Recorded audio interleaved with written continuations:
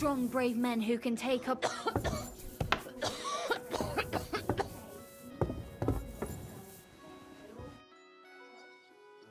Master Albic? Shh! I was sent by... I don't know how you got in, but be quiet now.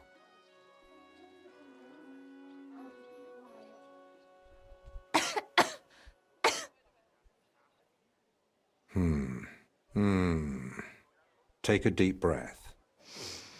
你这靠上就来了。哦，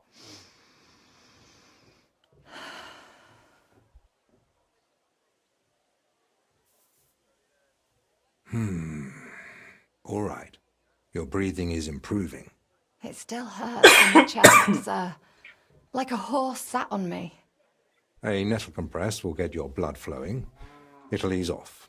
Ribs aren't broken and the lungs sound clean. I have a potion made for you. Take it every morning and night, and stay in bed for a few more days. But, sir, who'll see to the house? Who'll cook? My mistress won't allow. I'll speak with her. What you need is rest.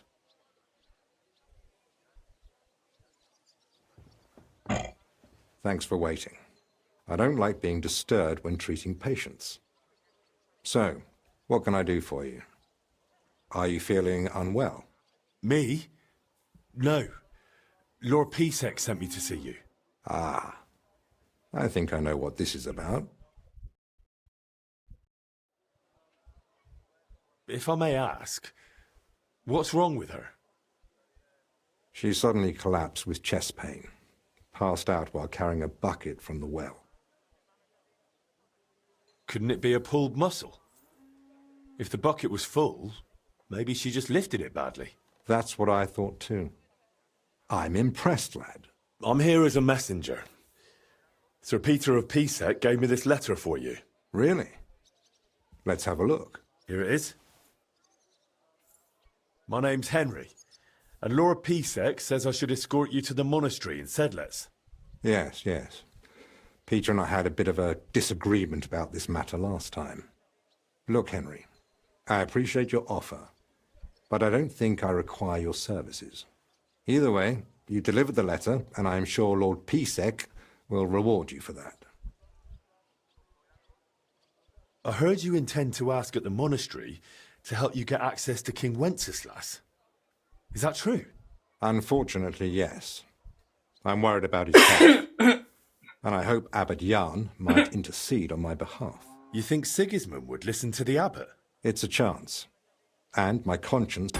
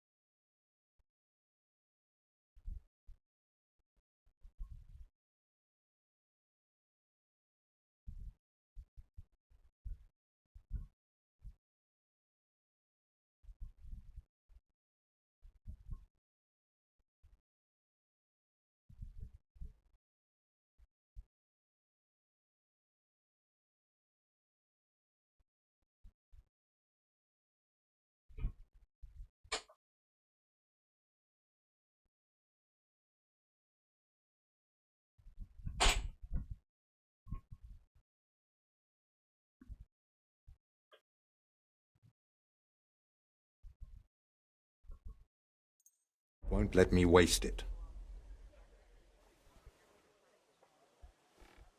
Well, if you've no need of my services, then I suppose I'll be off. Off to deliver more letters. I'm quite the expert at that. You seem to be hinting at something I've missed. Well, Not long ago, I delivered a letter to Trotsky on behalf of Lord Tanish of Lipa and Radzig Kobyla. You know Sir Radzig Kobyla? I'm his son. His son? Forgive me, sir. I had no idea he had a... Neither did I until recently. And let's skip the sir. I'm a bastard, not an heir. Ah, yes. There is a certain resemblance. Very well, Henry. If your offer still stands, I accept. And I'd be glad to have you accompany me to the monastery. What changed your mind? If Pisek, Hanush, and Radzig Kobyla trust you, then I trust you too.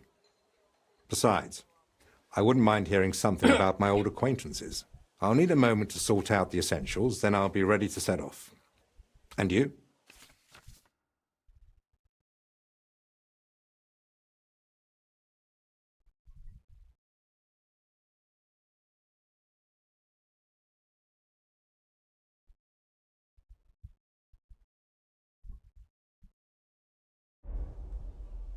There's still something I need to take care of. I'll be back shortly. Of course, I understand. At least you know where to find me.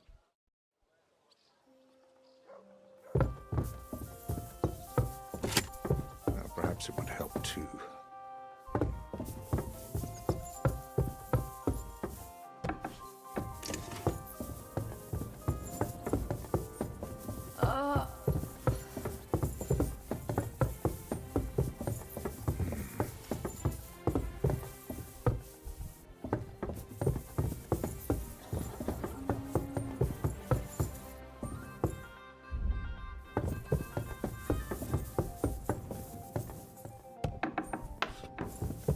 又逃不出来。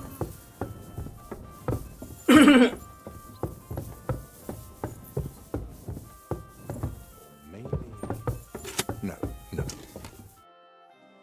I'm ready. Let's go to the monastery. Excellent. There's nothing keeping me here. Let's go now. Just change first. Armor would only attract unwanted attention in the convent. All right. I'll be back.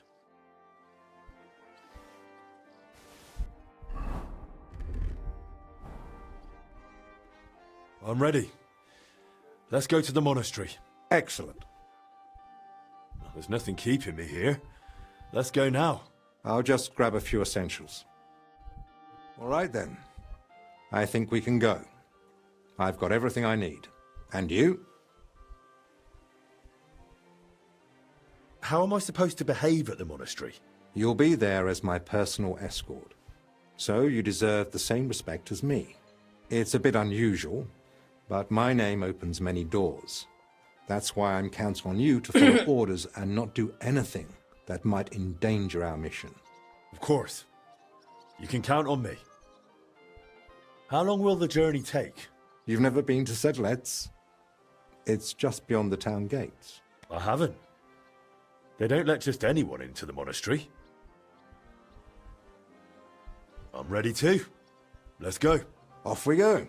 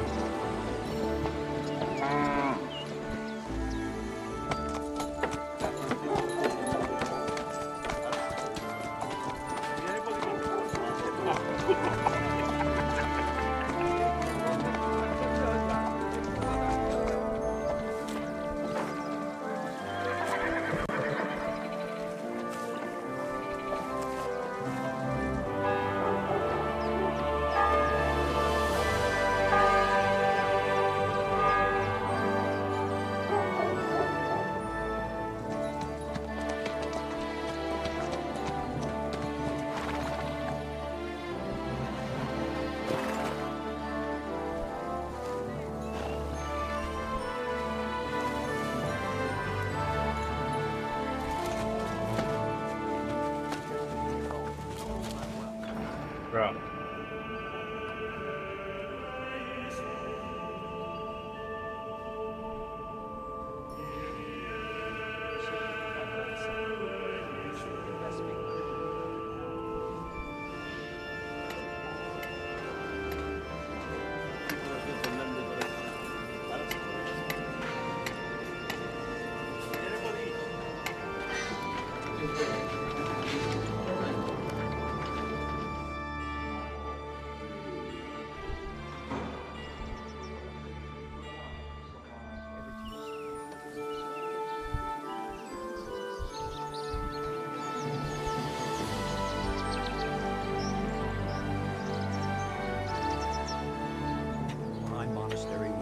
Father Abbot. Albeck, my friend. Christ be praised.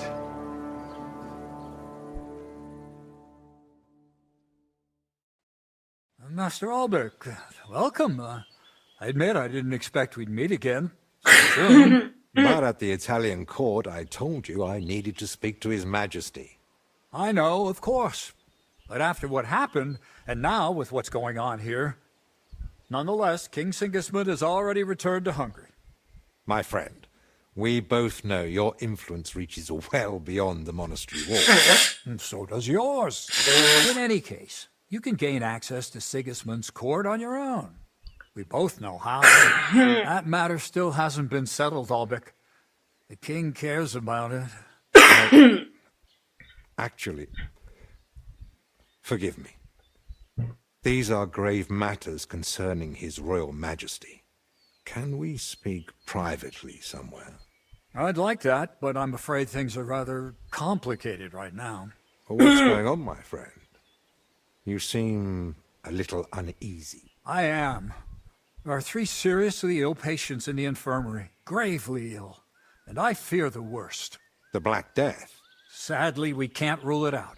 And I say that as someone who's lived through one outbreak already, and survived. Well, does it look like the plague? You think I'd be alarmed over nothing? I pray it's not the Black Death, but as I said, we can't rule it out yet. And who are these 3 patients? 2 are members of the monastery, Confessor Stephen and Brother Yaroslav, who works in the scriptorium, and one of the maidservants. That doesn't make any sense. How could all 3 of them get infected? When the plague strikes full force, it's swift. That's not what I meant. You said yourself one of the sick is a maid. As far as I know, women aren't allowed in the cloister. True. So how could she have caught it along with 2 monks? That, alas, I don't know. Where would it have come from? The monastery is isolated. Few are allowed inside the cloisters. Before King Sigismund decided to stay here, we took in many folk fleeing his army. We gave those poor souls food, shelter, some of them washed in clean water for the first time in weeks. And in poverty, hunger, and filth, all sorts of illnesses thrive. On top of that, there's construction going on inside the church. There are all sorts of craftsmen and laborers in the monastic courtyard. What are we going to do, Albic? We'll go and see to the sick, of course. Then there'll be no reason we can't speak to the abbot in private about our matter.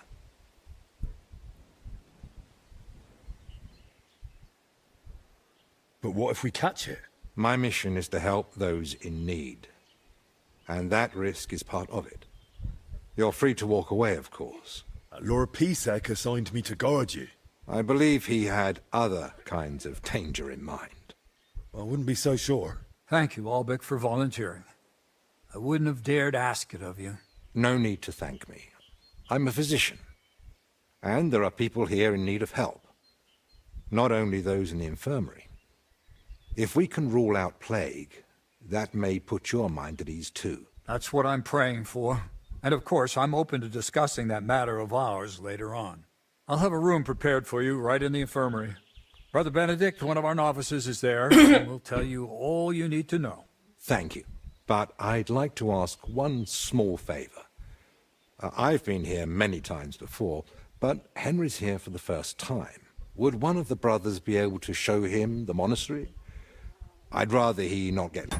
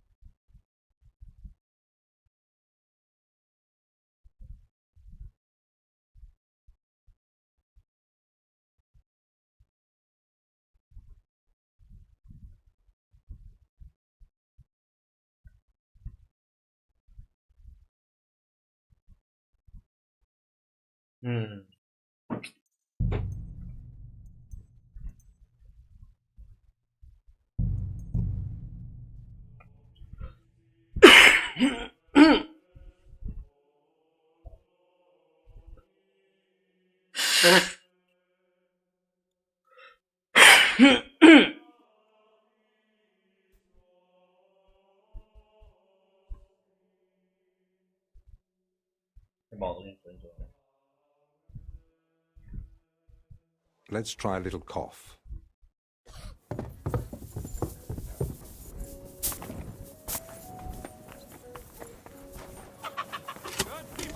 My respect. Come and shop here!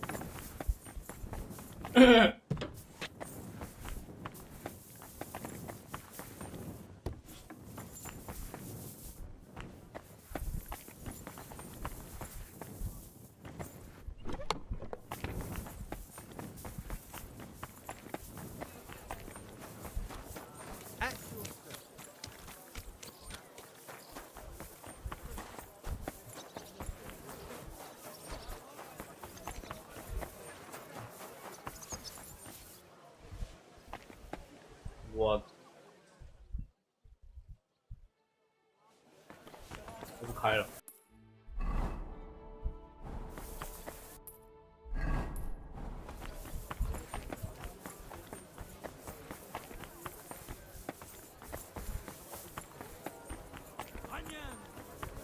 You're always welcome here, good sir.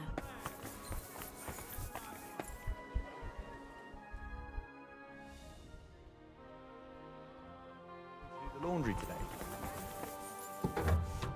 Welcome, Goodman. I'll be right with you.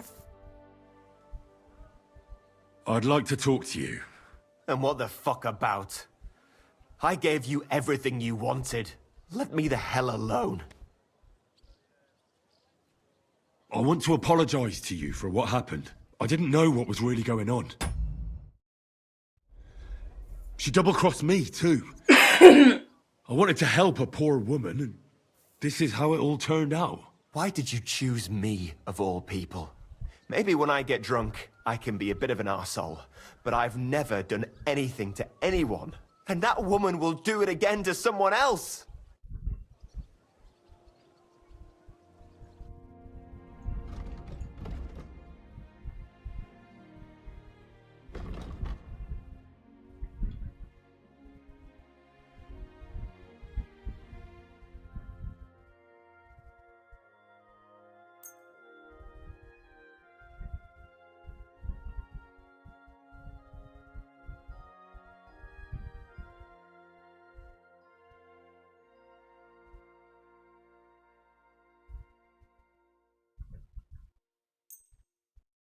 I'd like to do something about that price. Very well. What would you say to... That's more you see? Pleasure doing business.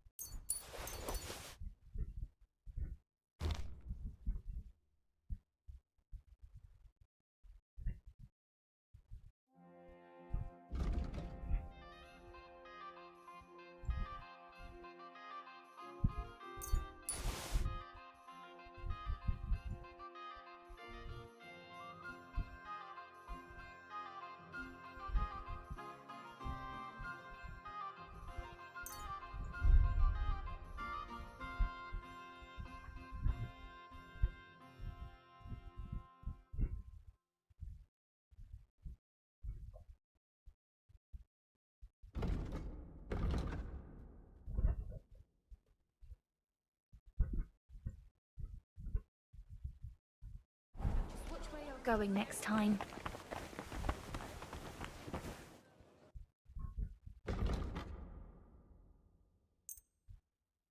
I'd like to dis... Well, aye. Thank you. God in heaven. Dear woman. So dead.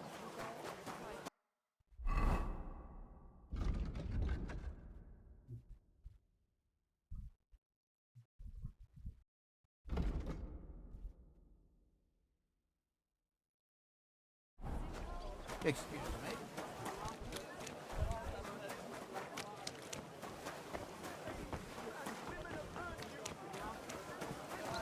I have to warn you.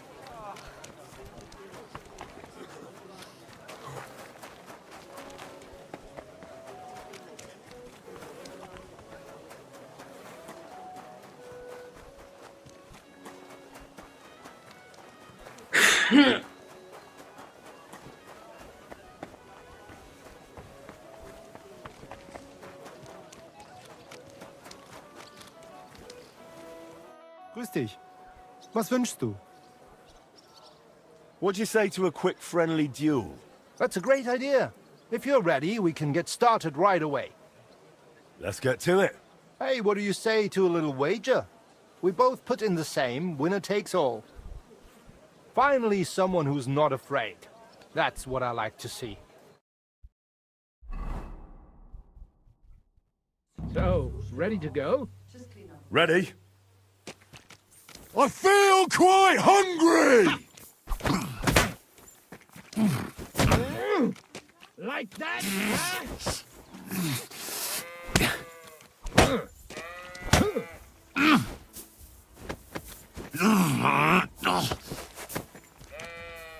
For the cross!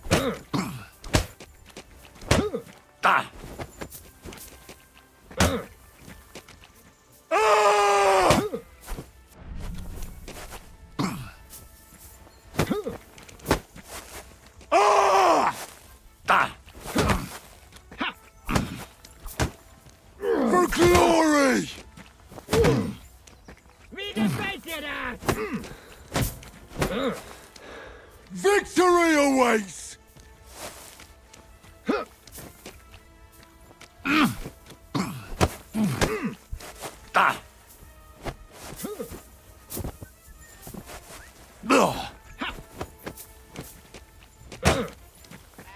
For glory!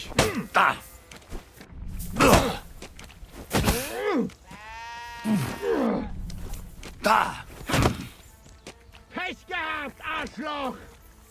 For glory!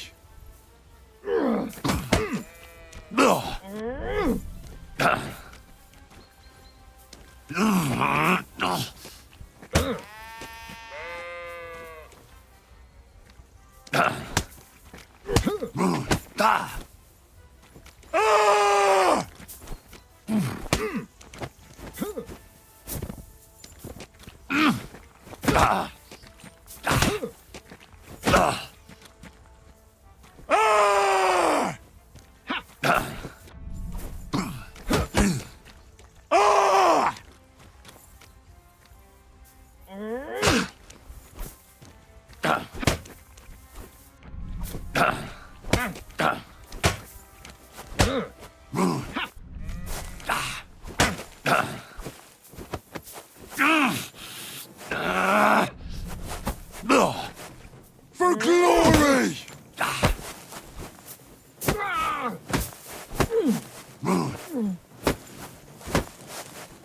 There's no escape! I feel quite hungry!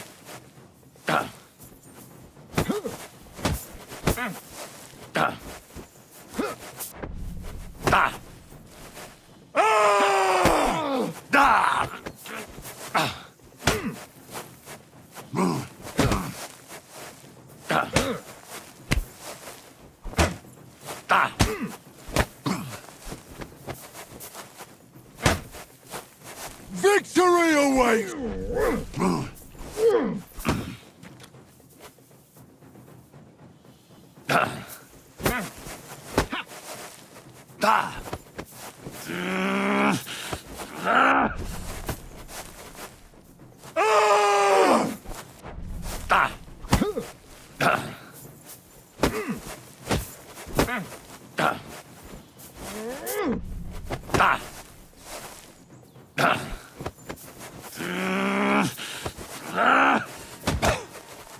Victory awaits!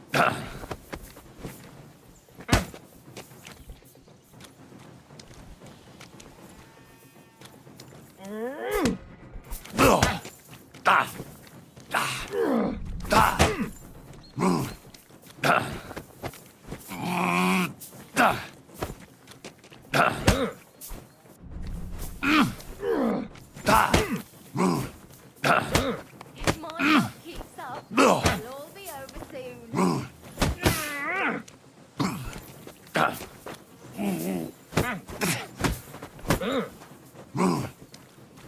For the cross!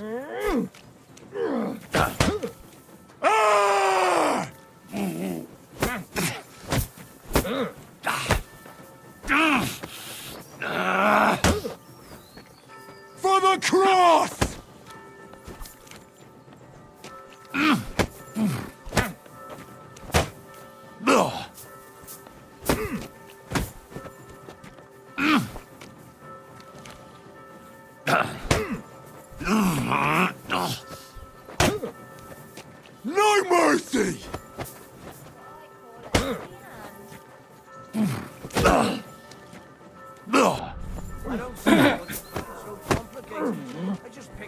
Victory awaits!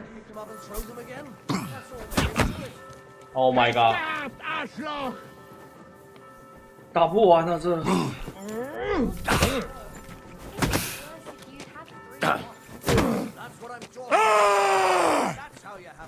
You've no chance against me!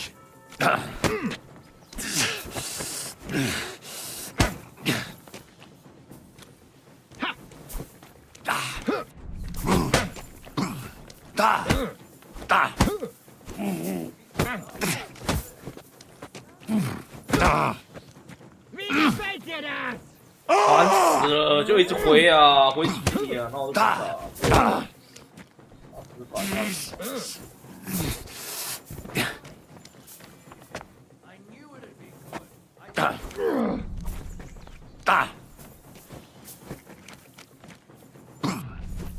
我是觉得请拿啊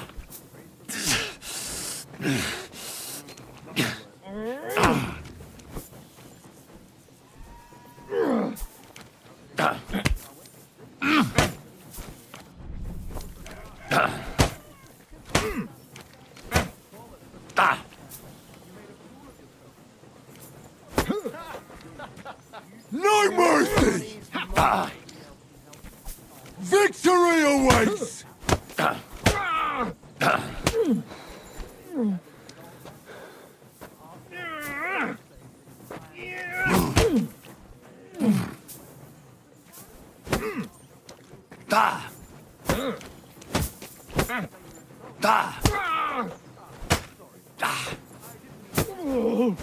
Sakura, you really know how to handle yourself. Well, I reckon I had a good day. You earned your winnings. Come by again sometime. Oh my We'll have God. ourselves a rematch. I look forward to it. Excuse me? Nothing but foot fads and ruffians, eh? I keep saying, this country needs a... Same to you.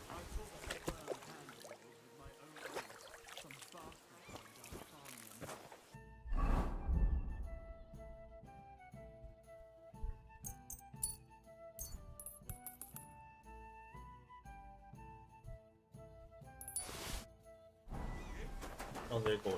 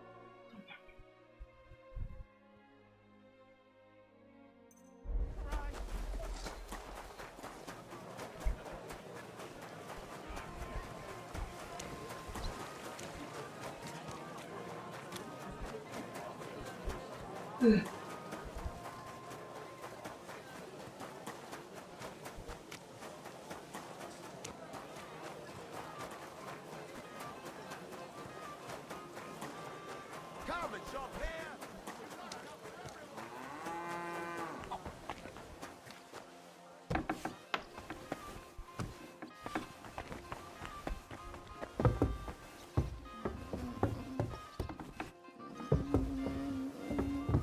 If you can.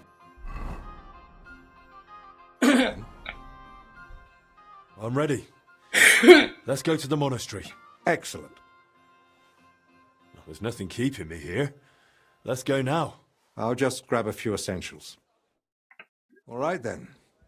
I think we can go. I've got everything I need. And you? How am I supposed to behave at the monastery? You'll be there as my personal escort. So you deserve the same respect as me. It's a bit unusual, but my name opens many doors. That's why I'm counting on you to follow orders and not do anything that might endanger our mission. Of course. You can count on me. How long will the journey take? You've never been to Sedlets? It's just beyond the town gates. I haven't. They don't let just anyone into the monastery. I'm ready too. Let's go. Off we go.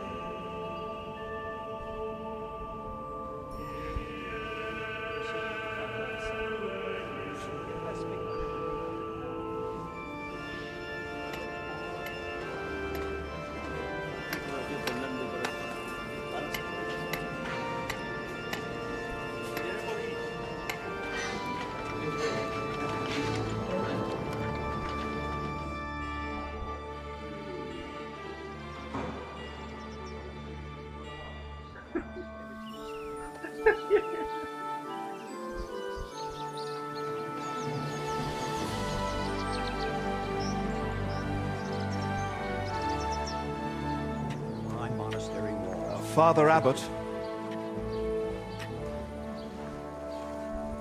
Albeck, my friend. Christ be praised.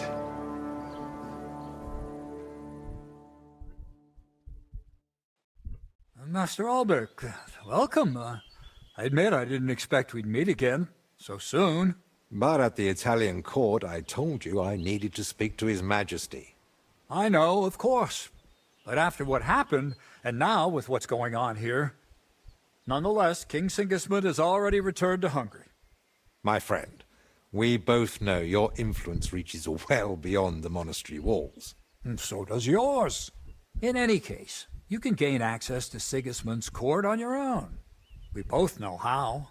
That matter still hasn't been settled, Albeck. The king cares about it. Actually, forgive me. These are grave matters concerning His Royal Majesty. Can we speak privately somewhere? I'd like that, but I'm afraid things are rather complicated right now. Well, what's going on, my friend? You seem a little uneasy. I am. There are 3 seriously ill patients in the infirmary, gravely ill, and I fear the worst. The Black Death? Sadly, we can't rule it out. And I say that as someone who's lived through one outbreak already, and survived.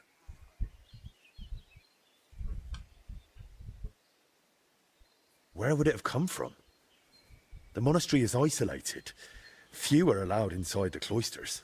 Before King Sigismund decided to stay here, we took in many folk fleeing his army.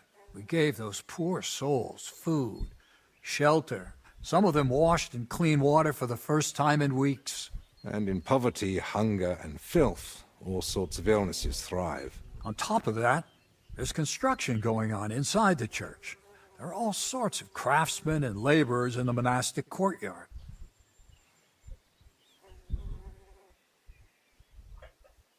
And who are these 3 patients?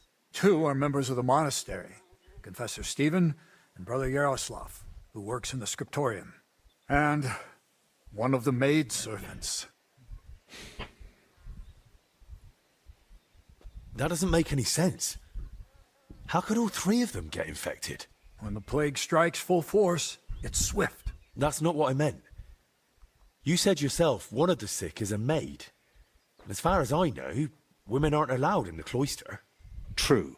So how could she have caught it along with 2 monks? That, alas, I don't know. What are we going to do, Albic? We'll go and see to the sick, of course. Then there'll be no reason we can't speak to the abbot in private about our matter. Very well. Thank you, Albic, for volunteering. I wouldn't have dared ask it of you. No need to thank me. I'm a physician. And there are people here in need of help.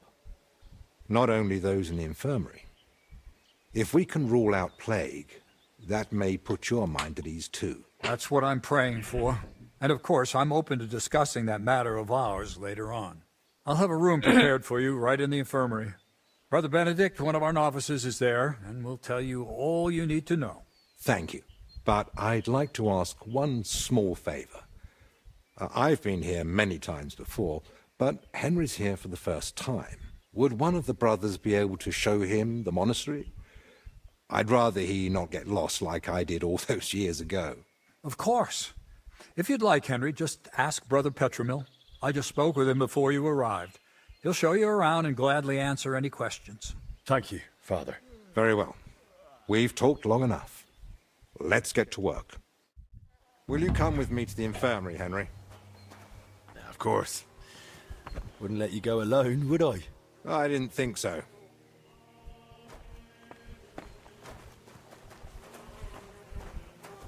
Tell me, Henry, didn't the abbot seem anxious to you?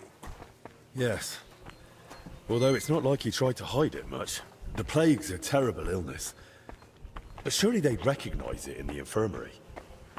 Why would he need you? Well, the thing is, the monastery isn't in great shape. Not that you'd notice right away. King Wenceslas borrowed heavily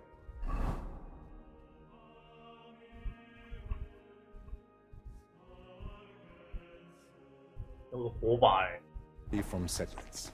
And now the monastery has to sell land to pay off its debts. And when Sigismund marched on the town with his army, that didn't help matters either. And if plague really did break out, that could be the final nail in the coffin. The abbot might be forced to dissolve the monastery. But let's not jump to conclusions. I want to see the sick with my own eyes before we start worrying about the plague.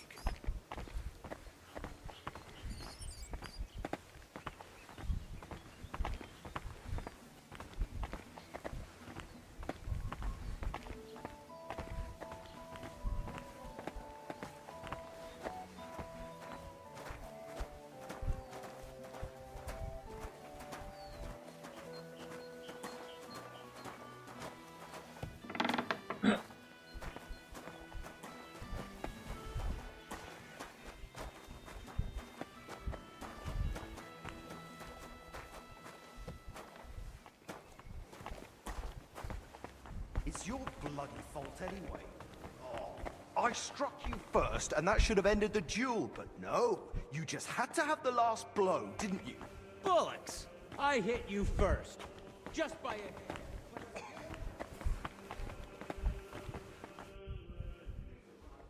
So, this is the confessor. What do you make of it, Henry?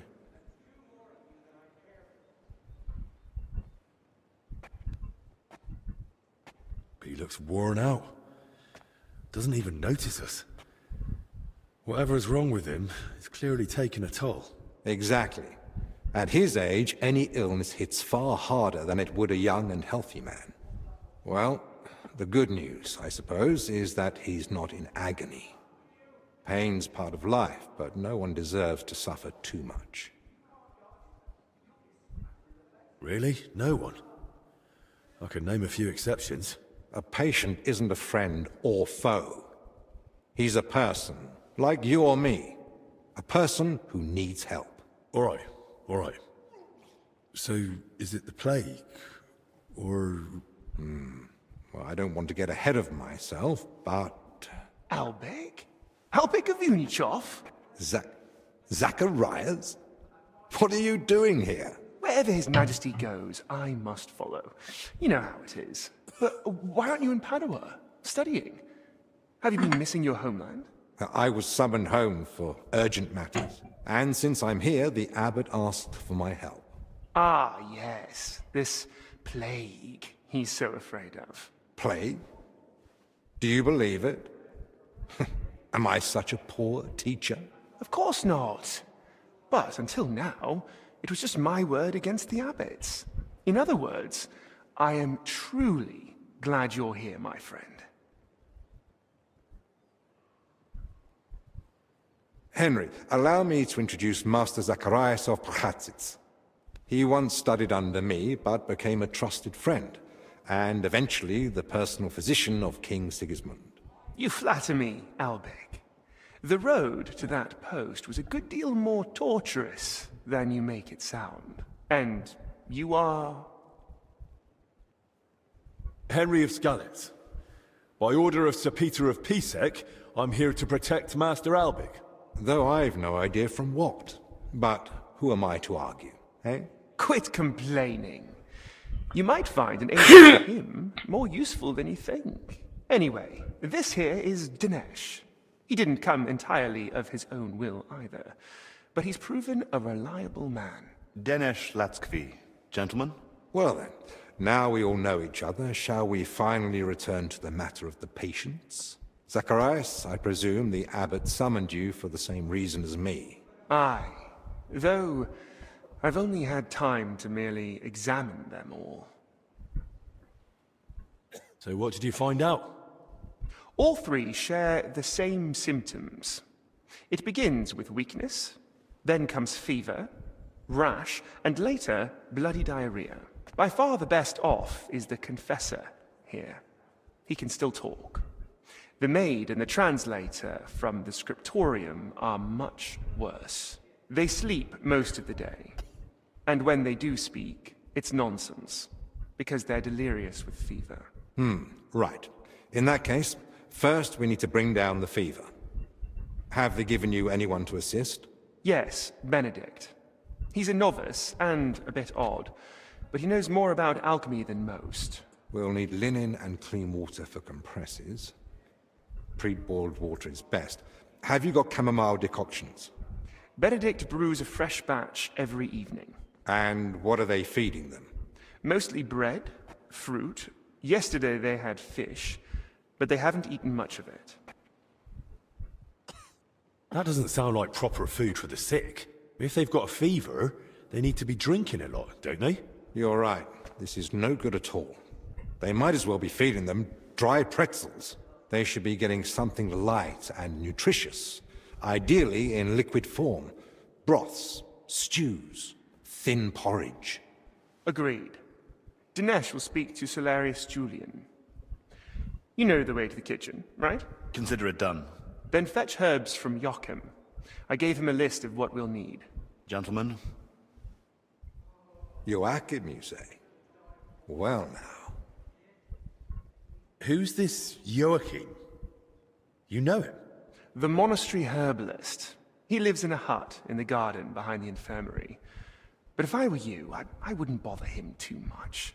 He's a grumpy old fellow. You say that because you don't know him. I'll tell you more about him, Henry. But we have more pressing concerns right now. Can I help in any way? The best thing you could do is find out what the patients were doing before they ended up here. Diseases spread through foul air. So if we find where the three of them were breathing the same air, we'll find the source of the infection too. Who should I start with? If I were you, I'd start with the Confessor. He's the only one still lucid enough to speak. Better hurry. He might take a turn for the worse any moment. Who should I ask about the maid? As far as I know, her name's Blezhna. She gets her work assignments from Steward Zdenek. So I'd go and speak to him. And apparently, she's got a friend here. She might know something too. Try and find her. Who might know the monk who was translating in the scriptorium? Everything to do with books is handled by the librarian. His name's Crispin. He likes the sound of his own voice, but if you're patient, he might tell you what our patient was working on. Can I help with anything else? No, that's more than enough now. Once you've found something, come back. Maybe we'll have figured out more by then.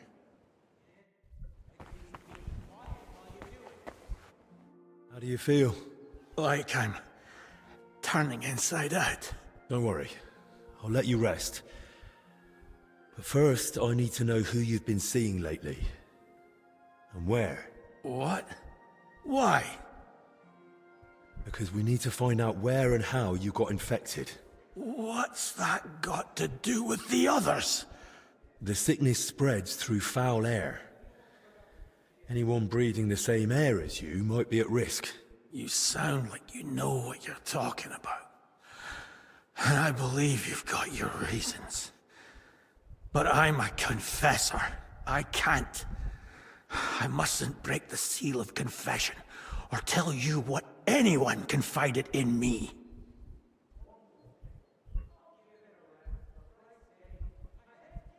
I'm not asking you to reveal anything.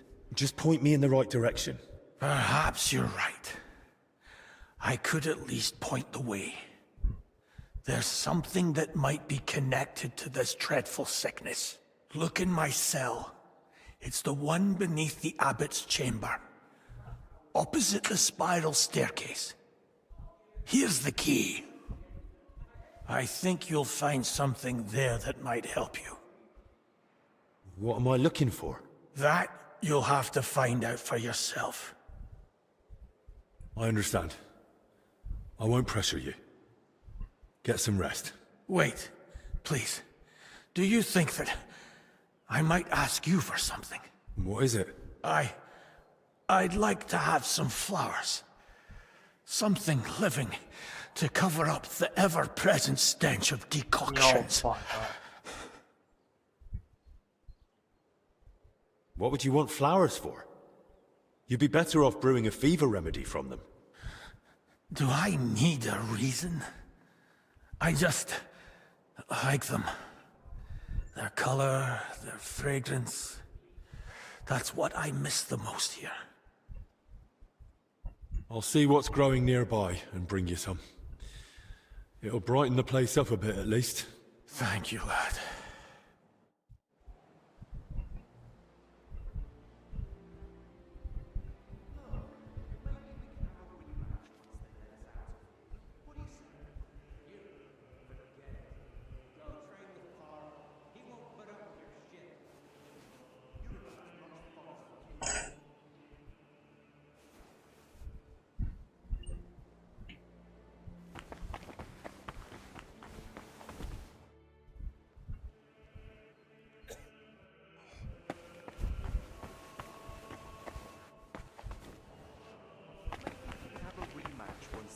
Out of here. What do you say? Young man, could we borrow you for a moment? What's going on here? It's about Slavek not knowing when to stop. Shut it, Yeshek! And you, young lord, what's your name? I'm Henry, and I'm no lord. All right then, Henry. Do you think you could settle this for us? We were having a training duel. Servant Brother Carl makes sure we don't grow idle here. Well, Slavek thinks he struck me first. I say it was the other way round. You're looking pretty battered for a training duel. Yeah, once we get going, it's no laughing matter. We've both got a bit of a temper. Either way, The fight should have ended the moment I hit you. If it had been a sharp blade, you'd be dead. Bullocks.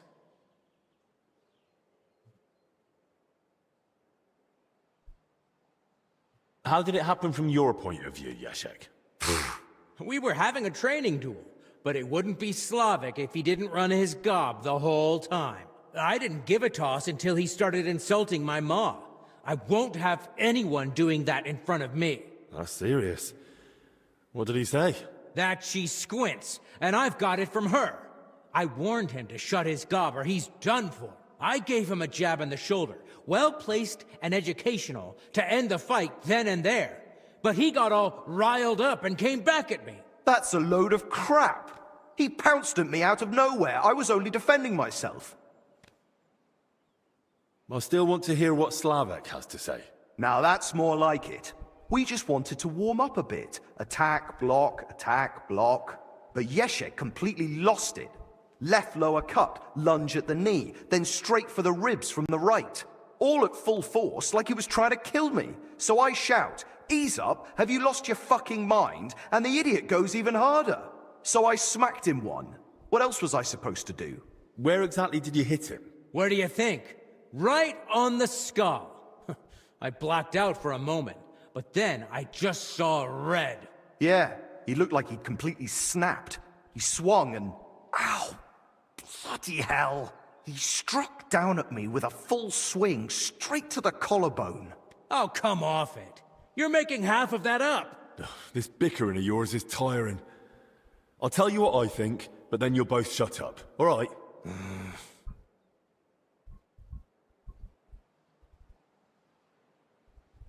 Doesn't matter who struck first.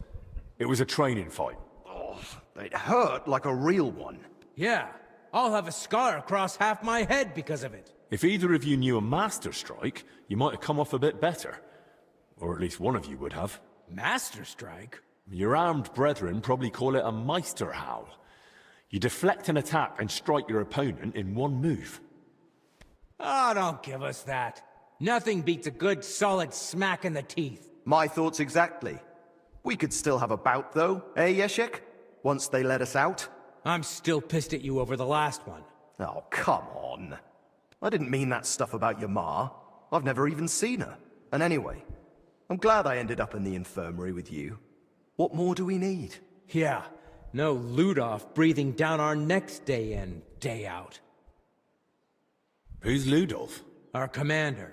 Tough, strict, but fair. He's the only real knight among us, really.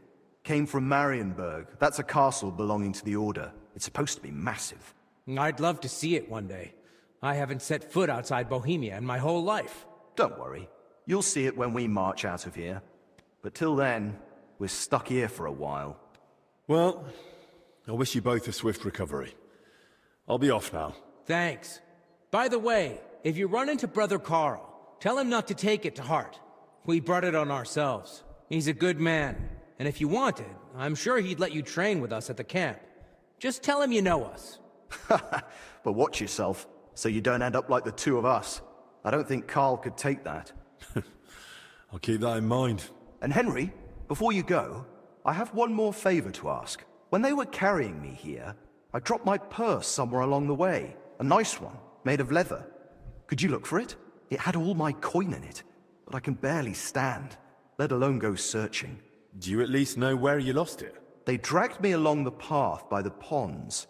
At one point, I got snagged on some bush, so they were yanking me back and forth, and I reckon that's when the purse got shaken loose. It was near that stone well in front of the main entrance to the church. All right, I'll have a look. Maybe no one's picked it up yet. Thanks. I'd be grateful. Oh, I'm gonna die of boredom in here. Can't you at least be quiet while you do it?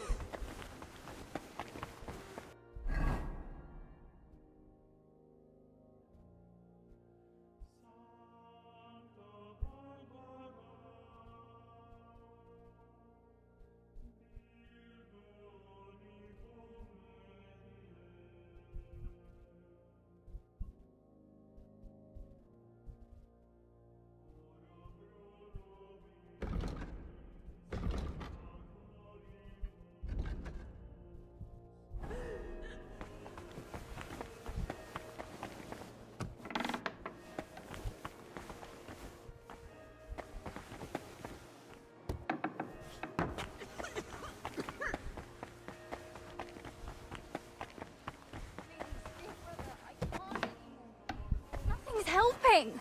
Try to calm down first. Where did you say it hurts? Down here, under my belly. It's like someone stabbed me with a red-hot poker. I see. It sounds like an ordinary, woman's matter. It usually comes with its fair share of pain. What do you mean, woman's matter? What's the matter? Do you need me to take you to the infirmary? You're writhing around like a worm in salt. Forgive me, I have a fever of decoction brewing and, it needs straining. I can't feel my legs or my back. Just a burning pain so bad, even the devil would ask for a cold cloth. Is there anything I can help you with, good wife? Who are you calling good wife?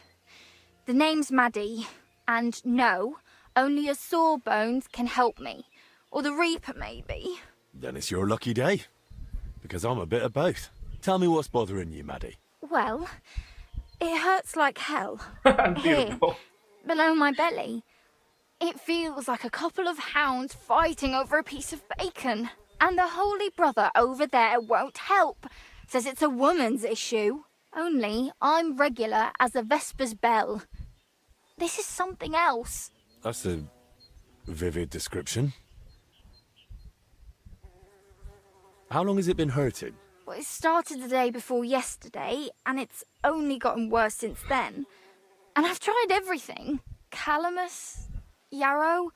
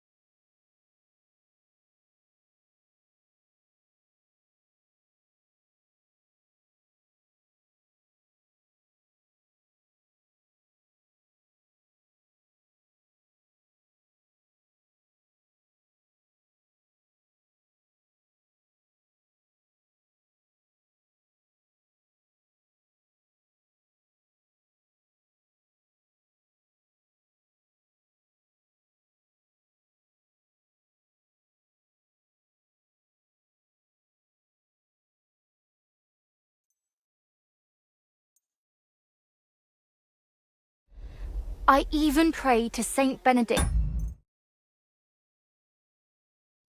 and rubbed garlic on my stomach. I even tried hanging from a ladder upside down so it could pass through me, all for nothing. And I almost bashed my head getting down.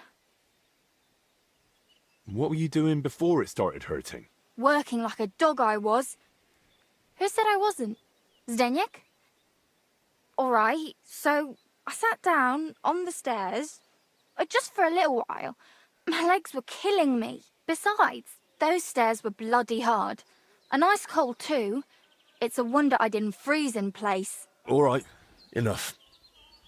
I get it. All right. I'll try to help you somehow. If you sat on cold steps for a while, you might have caught cold from below. Whatever it is, I just want it to stop hurting. Sakura. Let them rinse me out with the holy water for all I care. Or at least tie a knot in my guts, or I swear they are gonna come spilling out. I have this medicine here. Maybe it'll help you feel better. Here. If it's as strong as it smells, you'll be back in fine fettle in no time. Are you sure about this? This looks like the stuff I had to gurgle that one time when I ate too much bacon. But, all right then. I'll hand it over before I give birth over here. What the... Holy Mary, did you hear that too? It's coming from my belly. That swill must be coming back up. What did you do to me? Now I need a bucket for each end. How am I supposed to work now? I can barely crawl. What the fuck?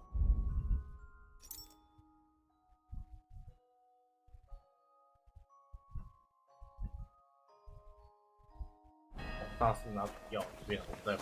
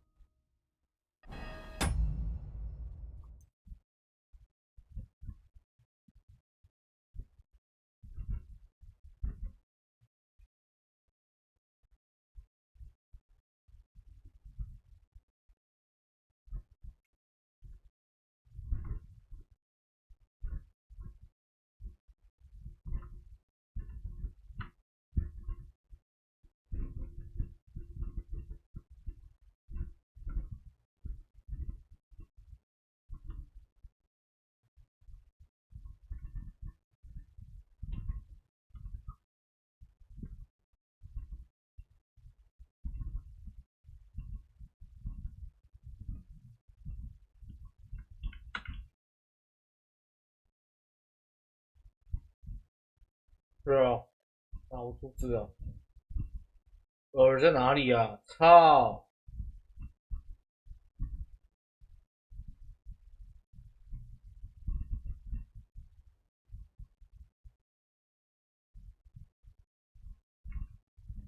上面啊！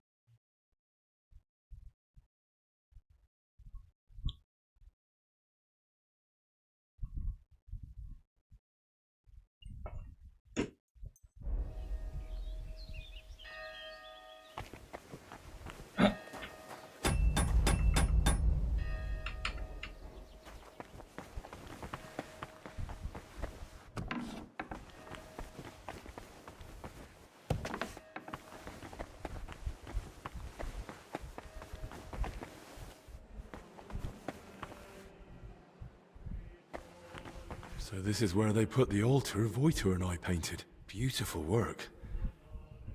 I'm sure people won't forget the name Voitor anytime soon.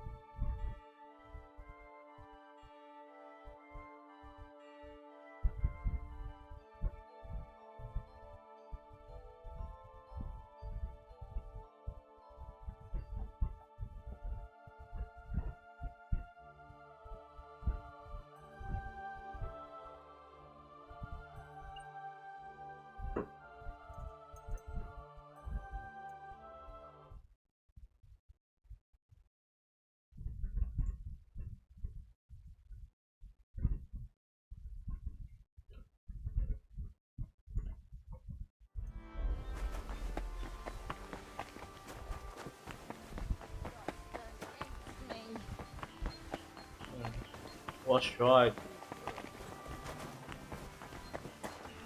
It happens. Which way? My humble respect.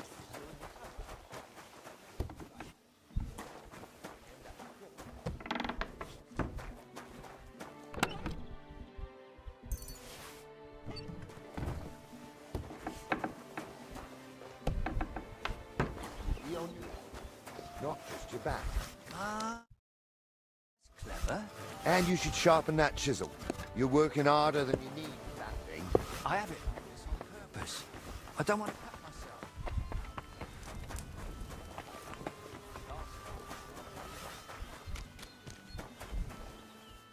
Good day to you. Do you ever talk to Blazena? No more than necessary. Why? They need to find out how she got sick. Wait, she's in the infirmary? She's... Afraid so. And she's not doing too well. Then, get away from me. You've got the plague. You don't need to fear the plague. It's probably something else entirely. And who says that? Albika Vunichov, the royal physician. The abbot said it's the plague, and we should be on guard, and I believe him. God be with you, good sir.348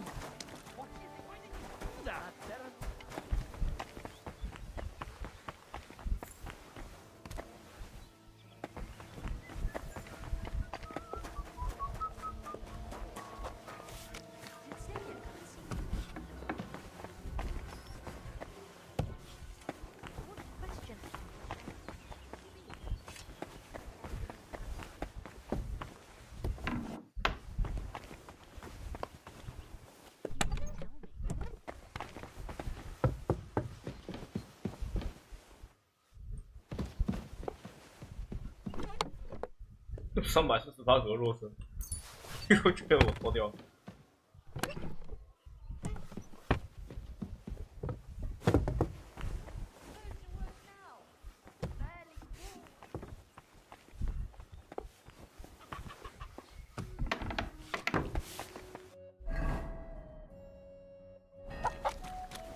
God bless you, sir.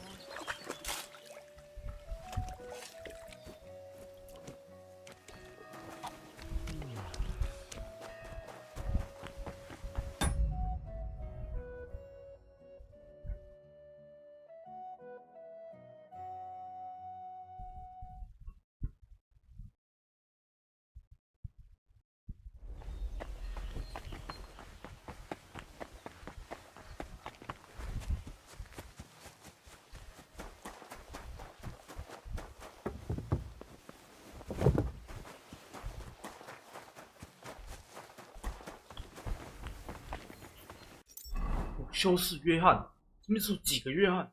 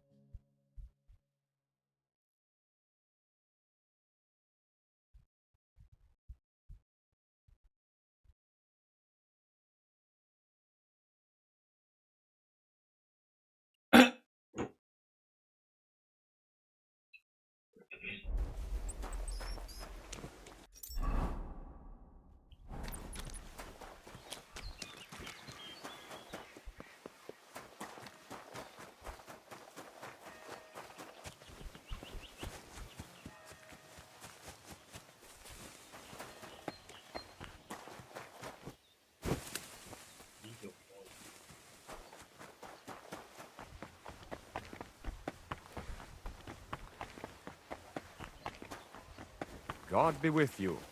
Keep the peace, and we'll stay friends. God be with you. How's the watch going? Not bad. Sir, can you spare a moment? Yes? If it's nothing that would disturb the delicate peace here. I just wanted to ask, what brings you here? Into a situation like this? My journey to Bohemia originally had a different goal. The Order has interests all throughout Europe, and the Kingdom of Bohemia is no exception. We are seeking support. Capable men and supplies for our eastern border, where tensions with Poland and Lithuania continue unabated. I had plans to deal with certain nobles as well as Sigismund himself. But this situation is an unfortunate complication. Instead of diplomatic negotiations and recruitment, I now oversee order here, so that we can support the abbot and prevent the infection from spreading. Duty is duty, whatever form it may take. The monks seek order and discipline in their faith and work. We seek order and discipline in defending our faith and our lands. What does your order do? Our order, the Brothers of the German House of St. Mary in Jerusalem, founded directly in the Holy Land, stands as a bulwark against paganism. We spread the Christian faith among nations that have not yet been baptized, and we administer the lands that we have conquered with God's help from the pagan Prussians and in the Baltic region. From our stronghold in Marienburg, we spread the Christian faith, build castles, towns and monasteries, and bring settlers from Germany to populate these lands.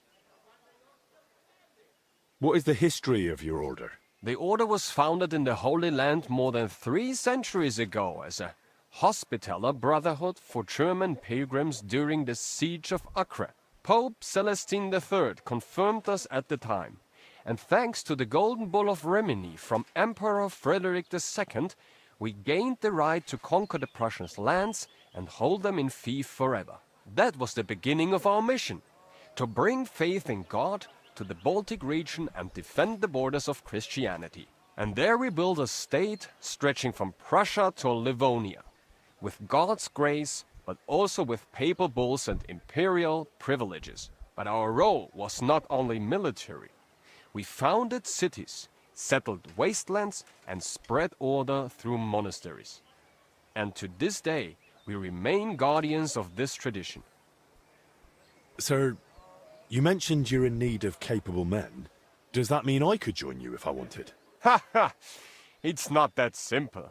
To join the order, you must fulfill 2 requirements. First of all, you must be from Germany. Or at least speak German. Can you? Well, not really. I understand. And second of all, to join a German order of knights. What do you think the second requirement might be? I have to be a knight? That is right. But even if you are not either of those things, you can still join us as a half-brother. Halbbrüder. They are not subject to such strict rules of poverty, cleanliness or obedience as we are, and they do not have as many privileges. Where does the order get its money? Our wealth comes from gifts, especially from generous nobles and rulers who give us land and property for the eternal glory of God. We manage vast estates, from which we obtain grain and taxes from our subjects. Military campaigns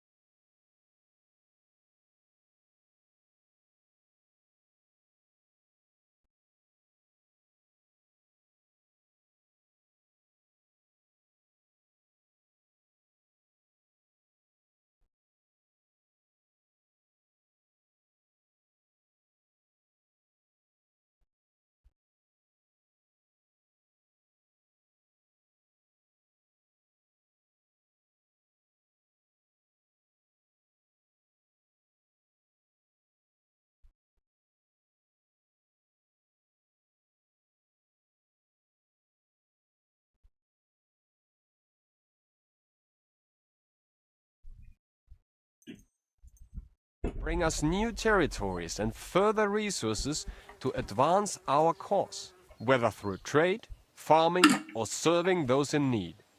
Everything serves to strengthen our order and defend our faith. I'll pray for you, sir. May your prayers protect those who defend the bastion of Christianity on the front lines. What's going on in Poland? Tensions are rising. The Poles and Lithuanians are beginning to unite under the rule of the Jagiellonian dynasty, which is a threat to our position. Although the Lithuanian Grand Duke Vytautas formally accepted baptism, his alliance with Poland threatens Samogitia, which belongs to us. Sigismund promises us support, but his position is weak. That is why we are preparing reinforcements at the borders. However, if diplomatic negotiations fail, we will have to defend our lands with the sword, with God's help. Your name, sir, Ludov. Very common, but I think I've heard it before. Perhaps you have heard of Saint Ludolf. Yes, it is rather by chance that I, his namesake, am now here among the Cistercians. He vehemently defended the church's rightful properties against the Duke of Saxony, who tortured him to death for it. Our order is now in a somewhat similar situation, where we must defend our rightful property against many usurpers. I therefore often pray to my namesake and ask him for help in our affairs. How does your order work? We are divided into knights born into noble families, priests for spiritual administration, and servant brothers for ensuring the smooth running of the entire order. At the head stands the Grand Master, elected by the chapter. Under him, the Provincial Master for Prussia and Lithuania. Each province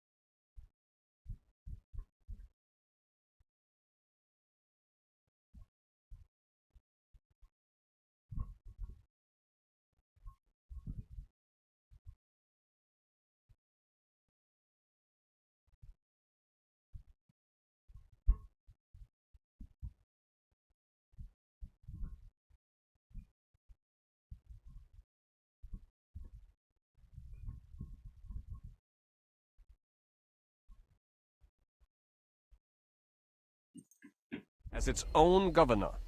Each castle, its commander. Our order is based on obedience, poverty, and purity. But ambition is also important. Our strongholds, such as Marienburg, are hubs of power and trade. The military structure is strict. From foot soldiers to heavy cavalry, everyone is subordinate to a single commander. But we are not just warriors, but custodians as well. Our laws apply to everyone, from farmer to bishop. Gott sei mit dir, mein Herr.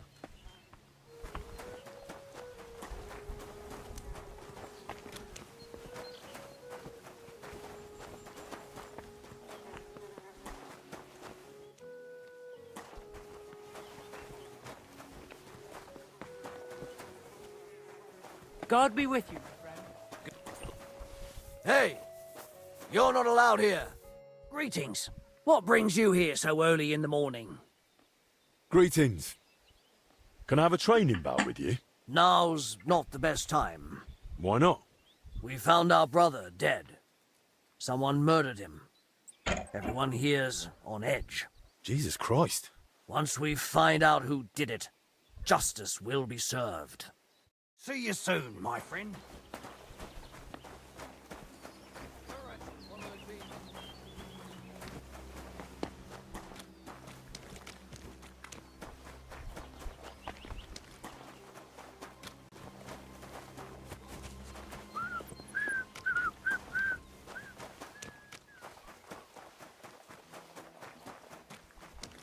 Good to see you. God be with you.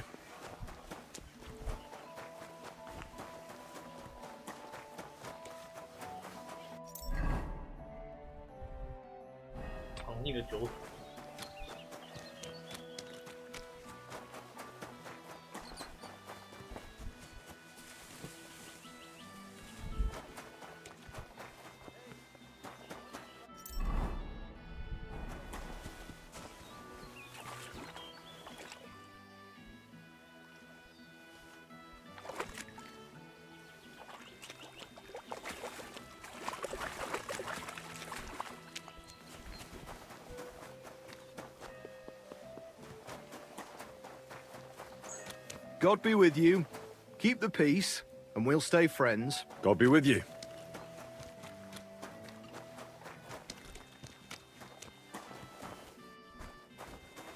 Yeah.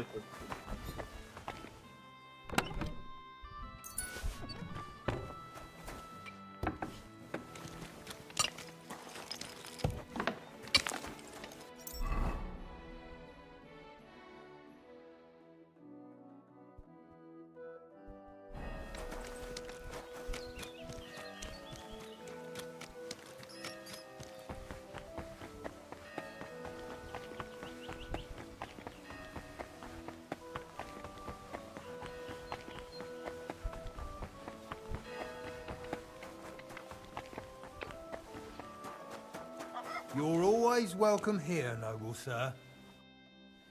You're Zdeněk, right? They say you're the steward here. I need to find out something about Blazena. She's lying in the infirmary. What's it to you? She's in a bad way. Master Albic is treating her, but to work out what's wrong, I need to know what she's been doing lately. Oh, I see. That's different. What do you want to know, then? What sort of work does Blazena usually do? All sorts. She's a maid, so she does whatever needs doing. Did she ever go into the monastery? What would she do there? Women aren't allowed in. But she still manages to get where she's not allowed. What do you mean by that? It'll sound terrible with her being sick now. Whatever it is, out with it. I think she's been stealing. Lately, food's been going missing from the pantry, and she and I are the only ones with a key. I was just about to throw her out, but then she fell ill. Where does Blazena sleep? I'd like to take a look at her room. What for? How do I know you won't nick something? Excuse me? I can bring Master Albic here if you like, but he's got better things to do. Like saving Blazena and the others. All right, no need to shout. Blazena sleeps in the house across from the church, like most of the help. When you enter, go through the door on the right, then up the stairs. Her bed and chest are by the window. Oh? That's exactly where I found a nice little pile of groschen. See? I told you so. Who was Blazena closest with here? She shared a room with 等一下 Valerie. I had to separate them more than once so they'd stop chatting and get to work. And how do I recognize Valerie? Easy. She's the only blonde among the 你看我刚刚 maids. 偷那300块就是哦。哦呀 Where do I find Valerie? That's her, standing over there.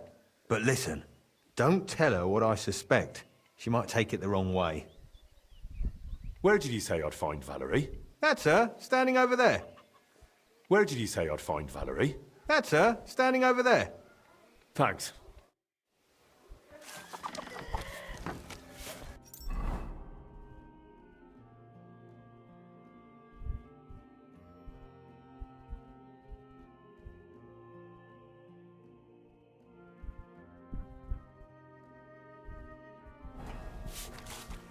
Greetings. Do you need something? I need to find something out about Blazena, and they say you know her better than anyone. Well, we share a room, but we're not that close, really. Why? I'm helping the physician treating her, and anything I find out could help. I spoke to the steward, but he wasn't very helpful. Zdeněk? I don't know. I doubt I'll tell you anything he hasn't already. What is it? Why are you suddenly on edge? When Blazena fell ill, I was there. I sleep right next to her. What if I caught it too? Don't pretend. You were calm until I said your steward sent me. Shh! Quiet! What is it? I'll tell you something, but not in front of him. If he heard, he'd skin me alive. Don't worry, I won't let that happen. If it comes to it, I'll speak to the abbot in your favour. And the abbot will listen to you. If not to me, then he'll listen to Master Albic for sure. He's a royal physician, and that counts for something. All right then.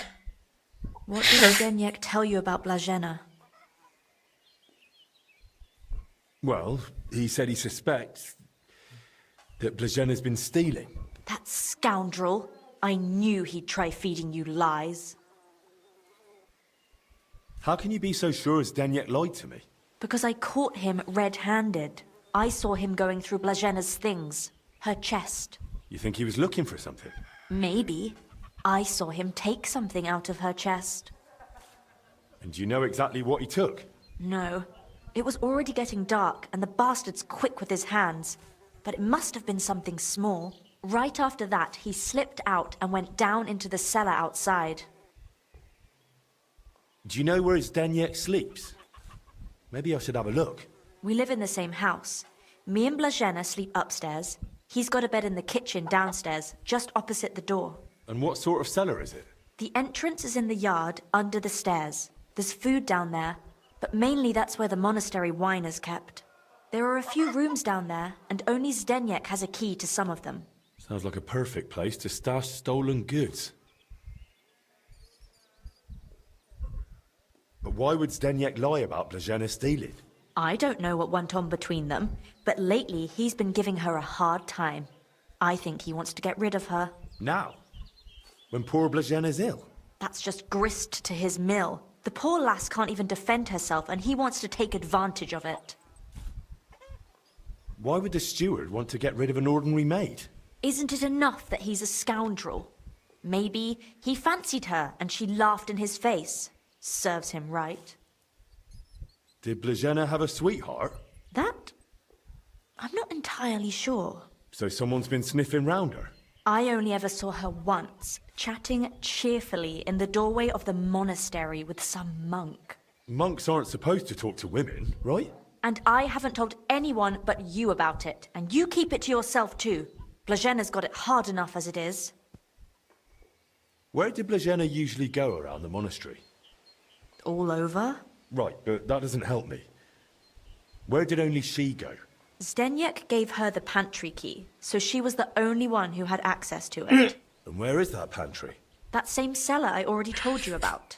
The one I saw Zdeněk run into. That'll do for now. I'll take a look in that cellar and see what I can find. Right, but how is all this supposed to help Blazena get better? Well, to be honest, I don't know myself. But Master Albic said to find out what I can. And how is Blajena doing? Don't worry about her. Albic treated King Wenceslas himself. Illnesses don't scare him. If you say so. That does make me feel better. Let's hope she recovers. I miss her high spirits. And her laugh. Without her, it's so horribly quiet here. God be with you, sir. 这混蛋在哪里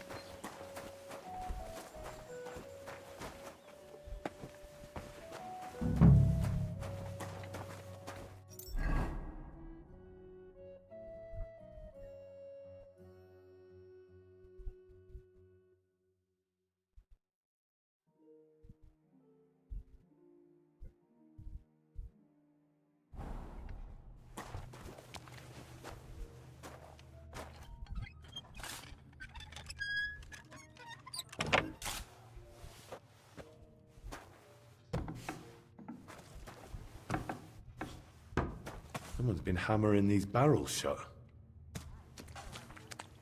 An empty wine barrel. Wine in a tub. But it looks watered down to me. Why is there wine spilled everywhere?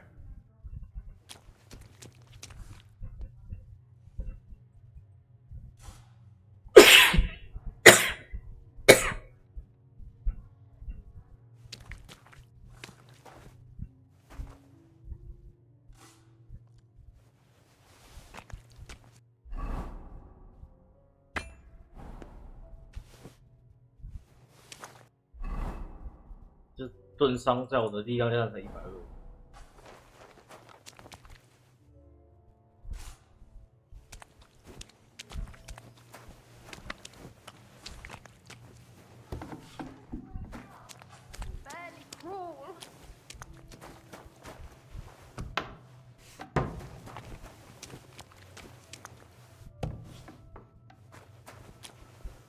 Water.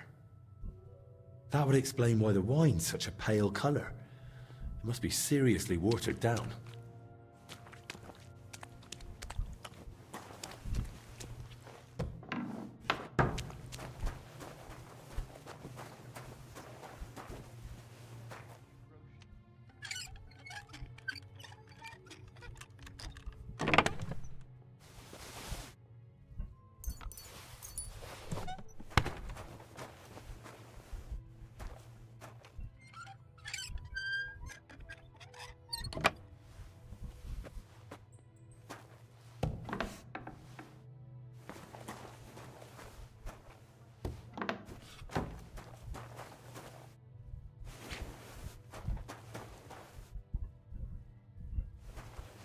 Of course. Now I get it. Steward Zdenyek's watering down the monastery wine. If the abbot found out about this, he'd throw him out.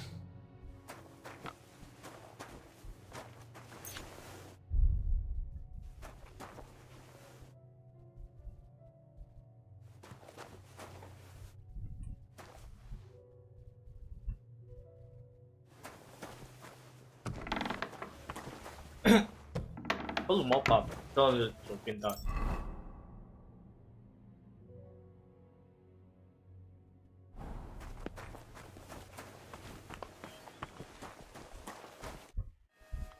？I know you're watering down the monastery wine. I beg your pardon? Don't act like you didn't hear. You know exactly what I meant. You feeling all right? Maybe you should lie down. I saw your cellar. What? But no one's allowed down there. And I know exactly why. Now we're gonna have a little chat. All right. But not here. Come with me, if anyone heard you.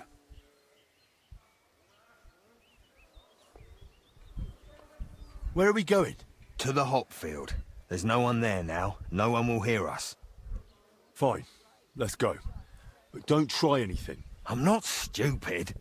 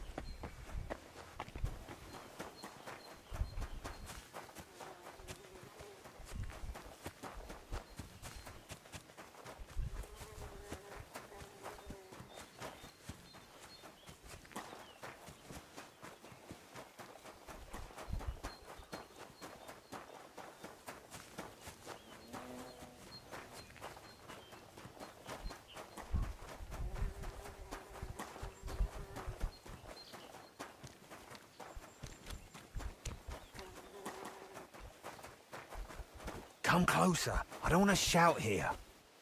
Get away with that weapon. Very good. So, what have you got to say about the wine? Me? Nothing. And I'll make sure you don't say anything either. And what if I don't keep quiet? Oh, you will. One way or another.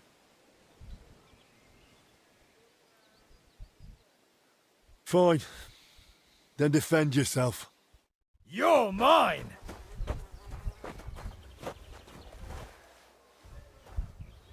In God's name! You're a dead man! You know that? Cut the Mercy! Leave me be! All right, enough. I clearly misjudged you. I'd say so. What do you want from me? Why did you lie to me about Blazhenna? About her stealing? What's Blazhenna got to do with all this anyway? Did that bitch tell you something? Don't speak about her like that, you hear me? The poor girl might die. And anyway, why would she tell me anything? Because she figured it out too. One time I forgot to lock the cellar door behind me and she caught me at it. So that's why you lied about her? So no one would believe her if she gave you away? You're a right bastard, you know that?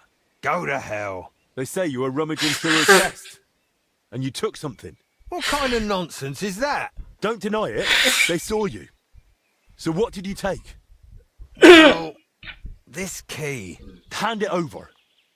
Why did you take it in the first place? Do you even know what it's for? It's for the monastery cellar. You mean your cellar? No, it's the key to the cellar under the monastery. But how would Blazhenna get something like that? Women aren't even allowed in the monastery. Yeah, I don't know. Oh, Christ. And that's all you know? That's it, I swear. All right, I believe you. Now get out. Wait! Promise me you won't tell the abbot about the wine. He'd have me hanged, or kicked out if I'm lucky. But if I stay here at the monastery, I could be useful to you. How useful? As the steward, I can get all sorts. Lockpicks and other handy things. We'll see. I'll think about it. But now clear off. What's...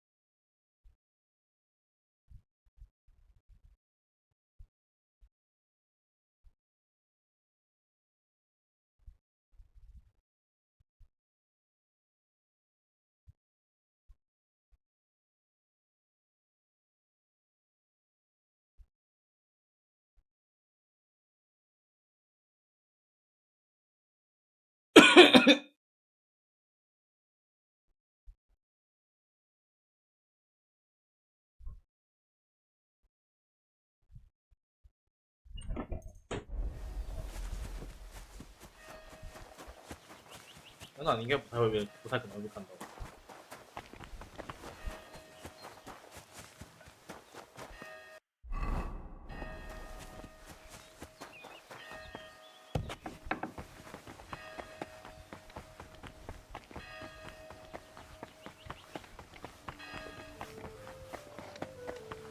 哎呦，做的应该是这个。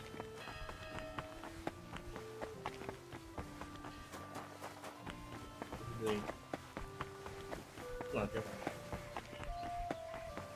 应该就是那一个，就是看一下。啊，我们看看有没有火把。哦。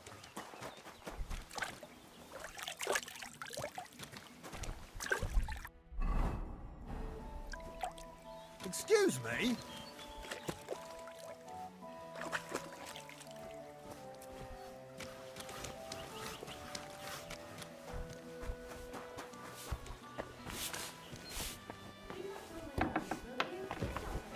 You can't just walk around here without permission.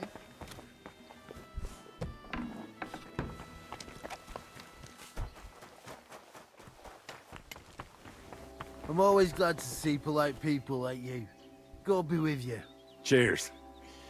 I hope you have an uneventful shift.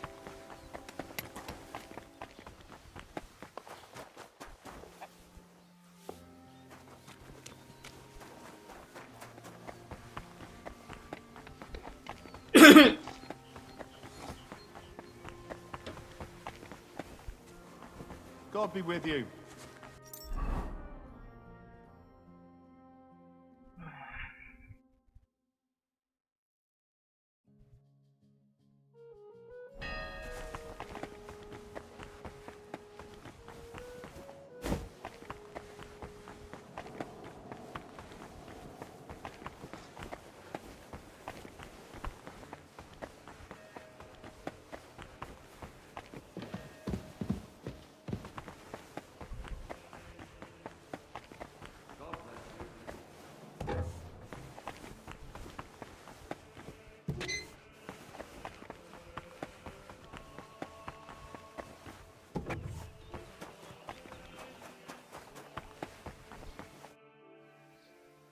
Brother Petramil? Yes, and you are? My name's Henry. I'm accompanying Albik of Unichov. The abbot said you'd show me around the monastery. Of course. The monastery grounds are extensive, and I'm glad you're open to advice on getting around. Would you like to go now?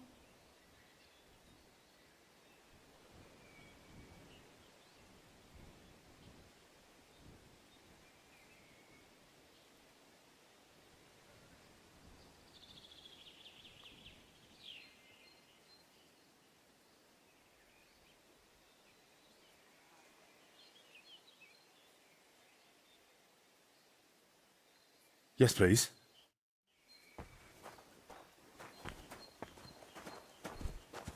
Our monastery was the first Cistercian monastery in Bohemia, and is thus the mother of all our order's monasteries in these lands.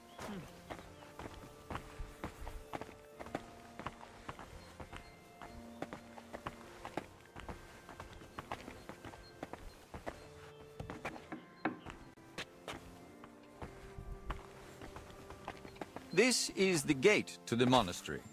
Within the monastery grounds, you'll find the workers' dwellings, farm buildings, and fish ponds. And on the far side of the monastery, we've got an orchard and gardens. I saw quite a few knights here. Do they live here? Those are brothers of the Teutonic Order. The abbot offered them lodging while they're gathering resources in Kuttenberg for their next campaign. How long are they supposed to stay? No one knows. But it doesn't look like they're in any great hurry.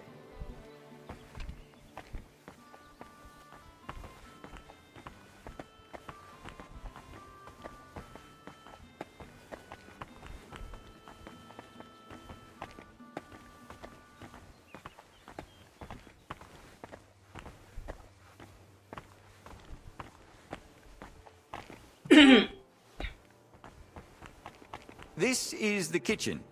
From here, Salarius Julian oversees the state of the monastery stores and the meals for the brothers. Good to know where to come if I get hungry. Yes, But please, try not to speak with the other brothers too much. Why not? Have they taken a vow of silence? The rule of Saint Benedict encourages the cultivation of silence.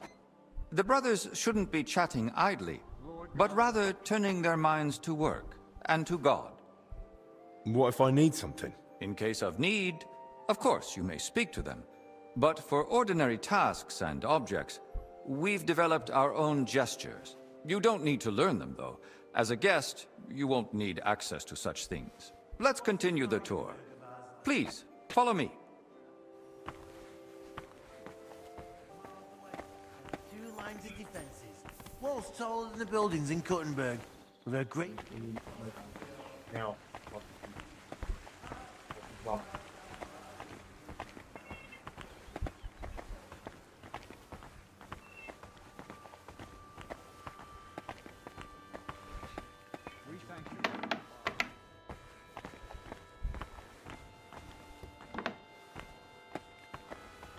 This is our monastery library and scriptorium.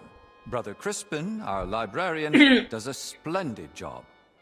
Our collection may not be the largest, but it's exceptionally colorful. Can I borrow any books here? Yes, but please try not to take them out of the library. We already have trouble with brothers not returning them. I think I myself might have a forgotten volume or 2 in my cell.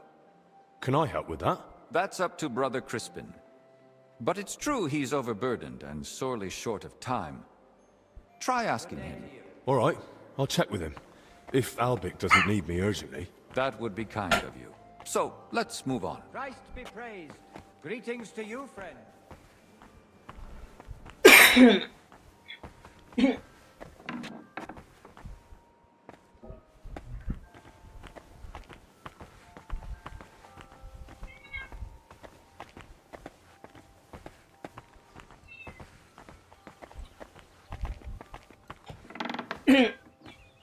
This is the chapter hall. Here, Abbot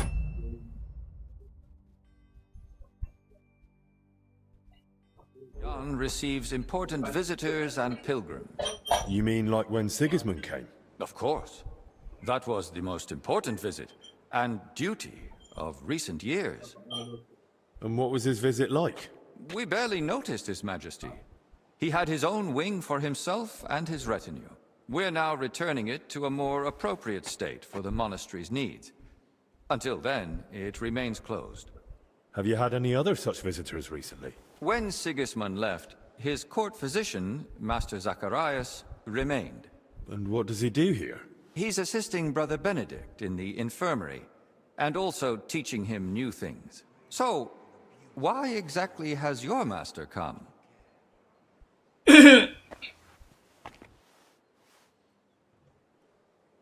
That's not for me to reveal. And anyway, aren't monks supposed to keep out of worldly affairs? That's hard to do when the abbot invites the world through our gates.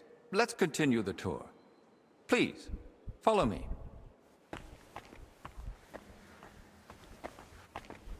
Next, we'll visit the beating heart of our monastery. Please, ignore the ongoing work.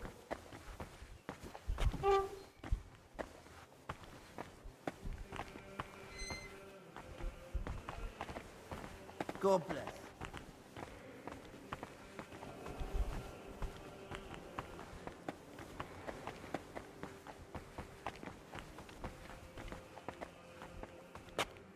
Welcome to the Church of the Assumption of the Virgin Mary. It's the pride of our monastery and the dominant landmark of the region. What's with the hole in the floor? Yes, that's one of the hazards of ongoing repairs. But that's not something a guest need concern himself with. I don't mind. Tell me. There's not much to tell. During repairs, the floor collapsed into the cellar spaces, and we're working on fixing it. Oh, come on. There's got to be more to it. A cellar under the church? Storing onions on sacred ground? Not onions, but bodies. Beneath the church is a crypt where abbots and other esteemed benefactors of the monastery are laid to rest. I see why you wouldn't want to spread that around. It doesn't look like a good omen. It certainly doesn't. Perhaps we should leave the laborers to their work and move along. I'd like to stay in the church a little while longer. I've been staring at it from Kuttenberg. I'm glad to finally get to see inside. And soon, it won't be the only spiritual beacon in the region. What do you mean? The Church of St. Barbara, being built outside Kuttenberg, belongs to a different parish. And so the spiritual oversight of Kuttenberg will be split between our two churches, as decided by the papal legate. You sent for a papal envoy? No one else could justly resolve the dispute, but a representative of the Holy See. And while his methods were unusual, he was a splendid diplomat. Let's continue the tour. There's not much left now.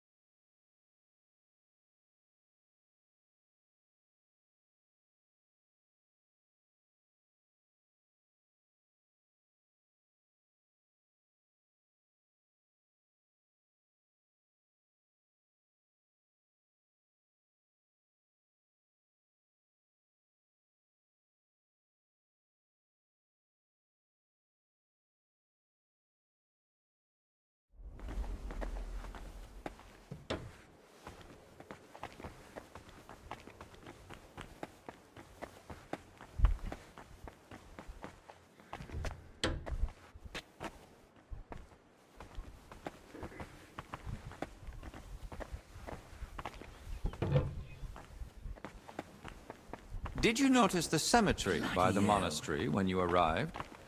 No. I was more focused on Albic. I see. Then let me inform you. Over 10,000 bodies are buried here, and some were brought from over 100 miles away. Dragging a body all that way? Why not bury them in the village graveyard? Over a century ago, Abbot Heidenreich went on a pilgrimage.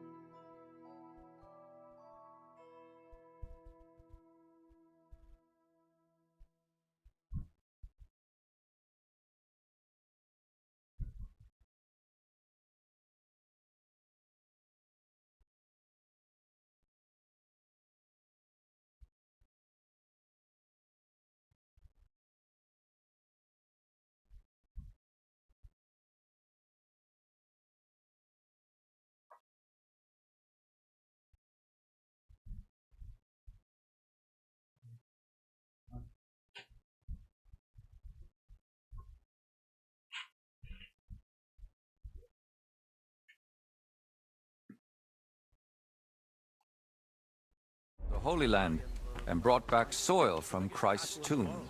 Since then, people have come here in great numbers. After the plague and the wars of recent years, their numbers have only grown. We recently built the ossuary to have a place to lay the dead. These cells are reserved for brothers who hold an official position in the monastery. And which cell is yours? If you come through the garden gate, it's the first cell on the right. But I spend most of the day making rounds around the monastery, or assisting the abbot, who has his office above us. Why are they here, specifically? The abbot's study is upstairs, so we can be close at hand. Where does that gate lead? To the garden surrounding the monastery. If you ever crave solitude and natural beauty within the monastery walls, do not hesitate to visit. Should we move on? Please, this way. Next, I'll show you the abbot's chapel. Won't the abbot mind? Apparently not. The Right Reverend instructed me to give you as thorough a tour of the monastery as possible, including the chapel. He said ignorance mustn't hinder your ability to assist your master.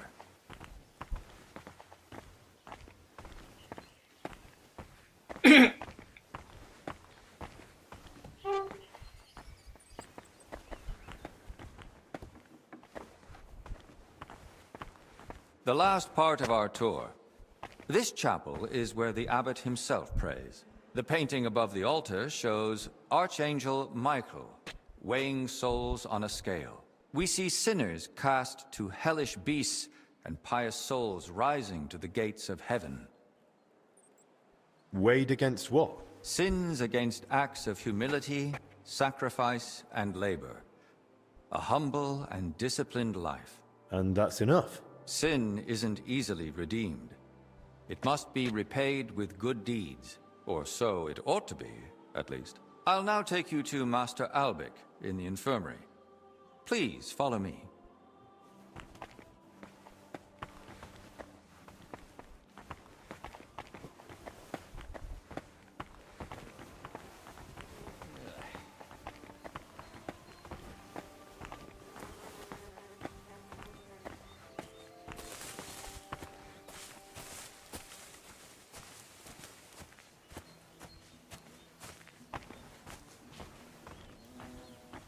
To the right is the gate to the monastery wing used during King Sigismund's stay. We're still cleaning up after such noble company, so it's currently inaccessible.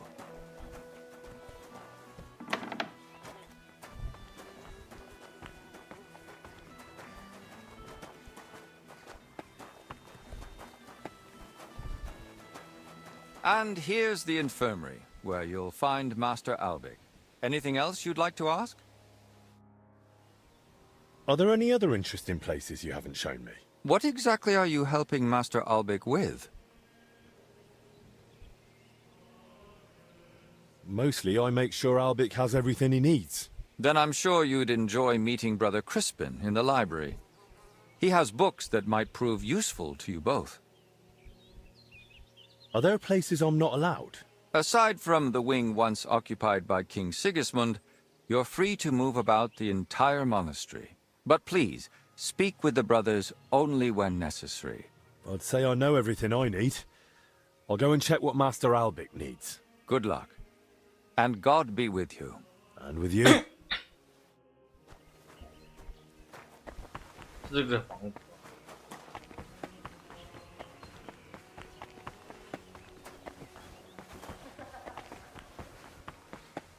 没有地方可以进去，没有啊，可惜。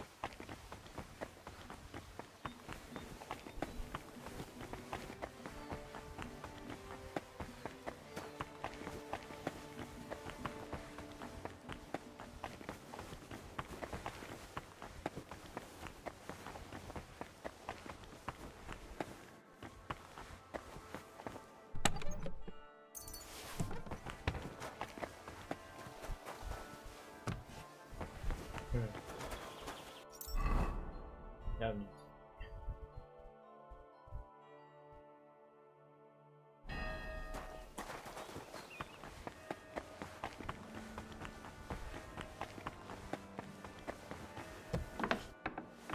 电子。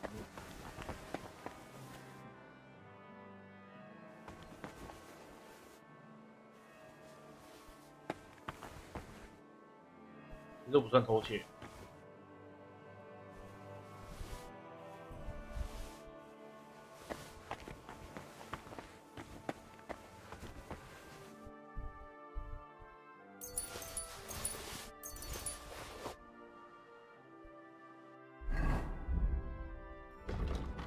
电梯。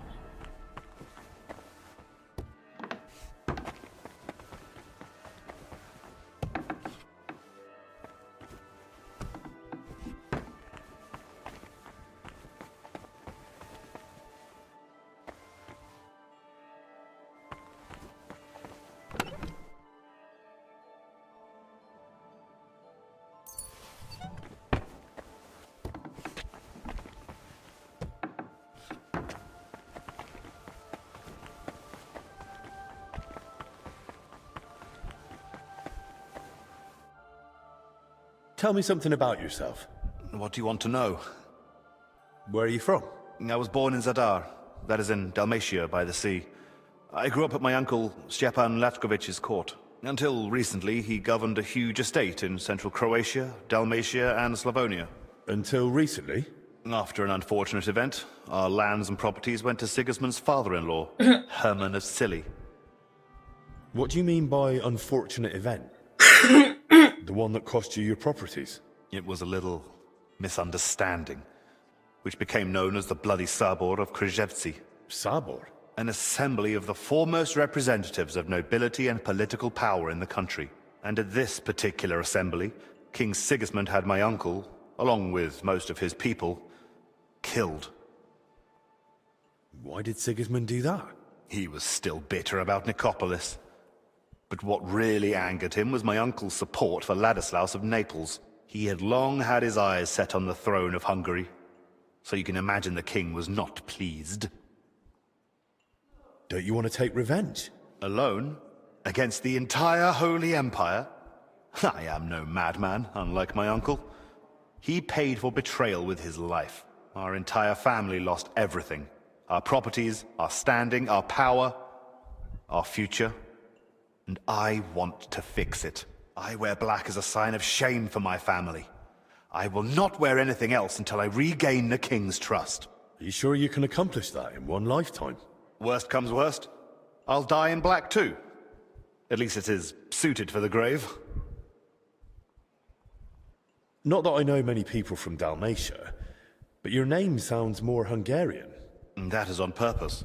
The name Lachkovich is not exactly favored at Sigismund's court, so I have learned to use the Hungarian variant. How did you end up in Zacharias' service? I used to serve several important courtiers. I must have made an impression on Master Zacharias because he requested my service specifically. King Sigismund readily agreed, and so it will be 2 years now that I've been serving him. My head's killing me. And my shoulder. It looks like we're even.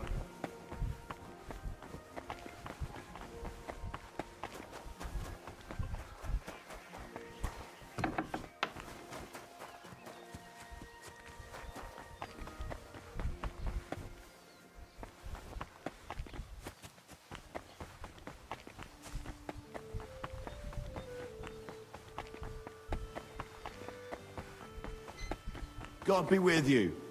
Keep the peace, and we'll stay friends. Cheers. I hope you have an uneventful shift.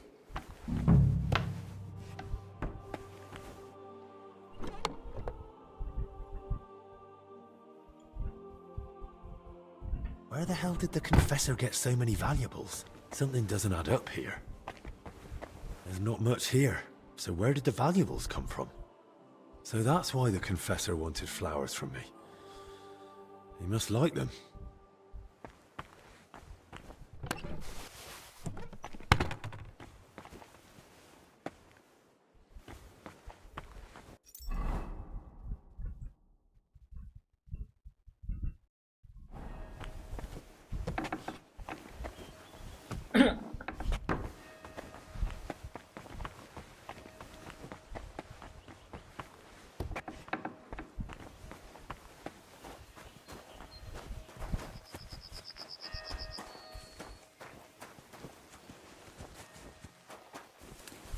到底要我采什么花了？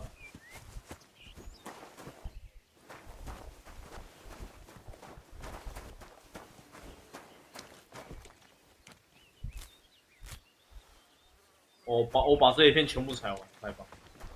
我全部采一遍。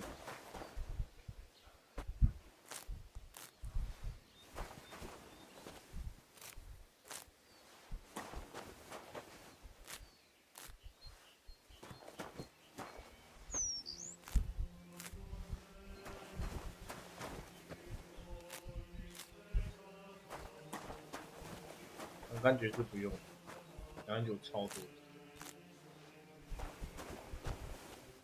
编辑。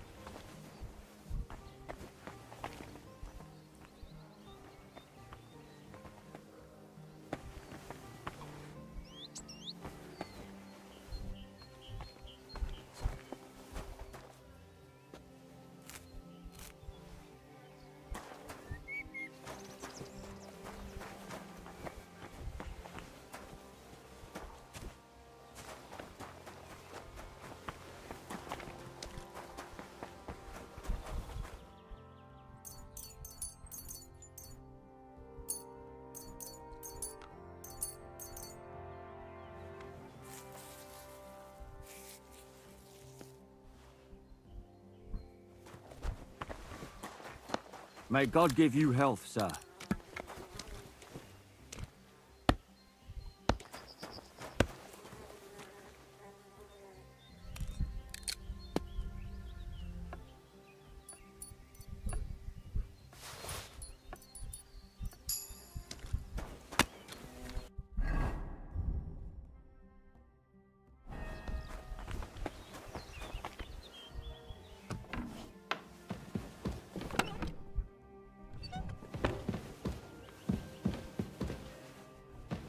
要什么都没有。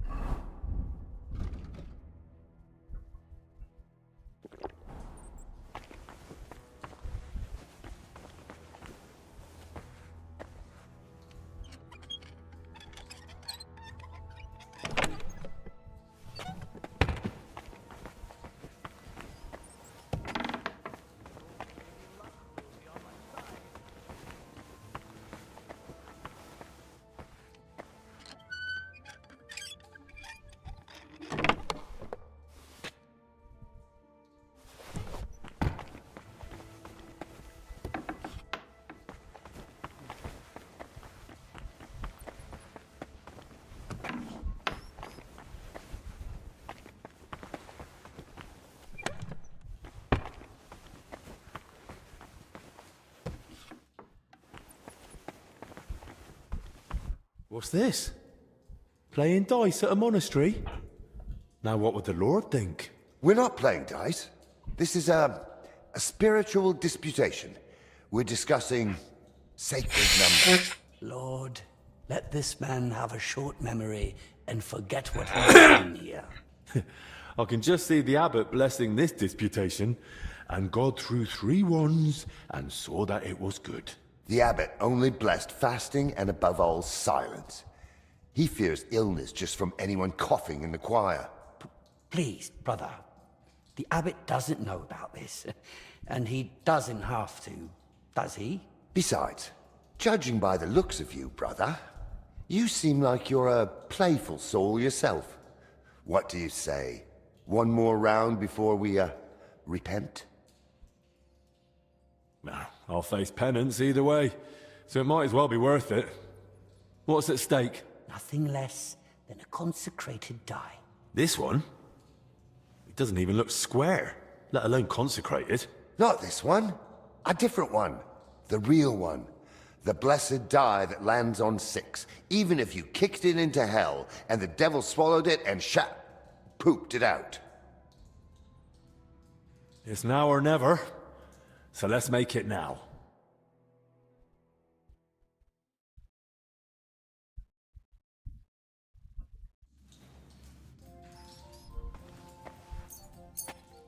Come on then, show us what you can do. Unless you're playing for the first time. I can't see shit, dude.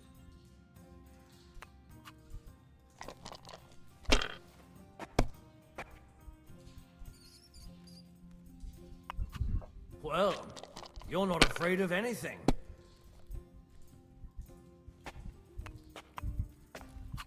Let it be now. I want to play too, you know? Yeah. You're throwing like it's against the wind.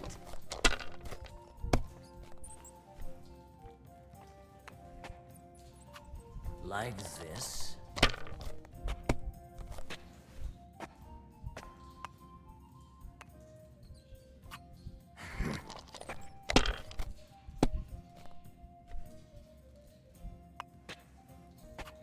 That's good too, but you could throw They're it yours, better. lad.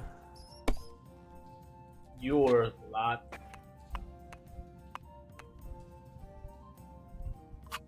The Lord's breathing on your hands today, brother.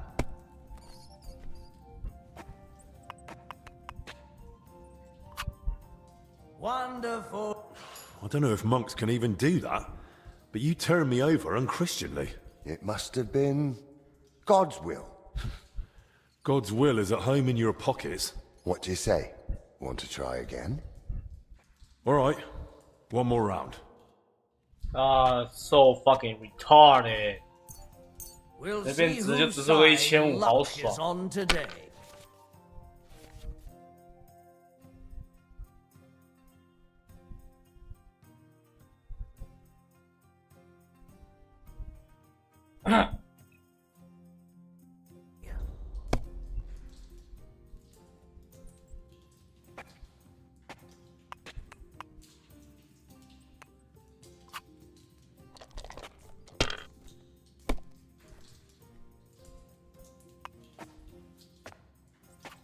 The Lord's 我 breathing 从来没有 on 直 your 播过 hands. 1、2、3、4、5，然后结果这些混蛋可以直播。 Damn, that's a great start.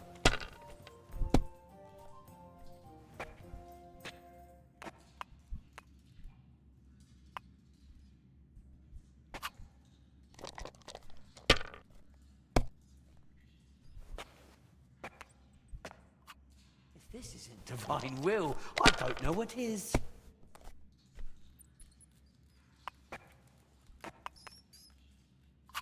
Like this.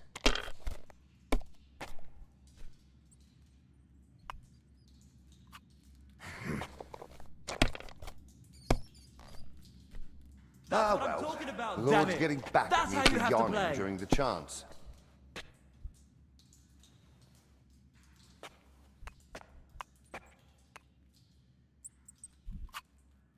Fuck that. I win. So, where's this famous blessed die of yours? Where is it? Now that's a good question. They say it lies where the sun doesn't shine, but grapes ripen nonetheless. Where the wood is firm, but hollow. The fourth one on the left. So, I have to find it myself? What kind of prize is that? A great one. In the spiritual sense, that is. In the spiritual sense, you can kiss my arse. Besides, why didn't you pull it out yourselves? You see, we would have gone and picked it up, if only it wasn't possibly, maybe a little bit, cursed. It's what? Not for sure, though. Just possibly. Theoretically. Ah, that's just a harmless rumor. An old monastery myth. One that says it brings luck to the good-hearted and to the foolish. A lifetime of phlegm and 5 years of embarrassing accidents. So, nothing too serious. Well, thanks a lot.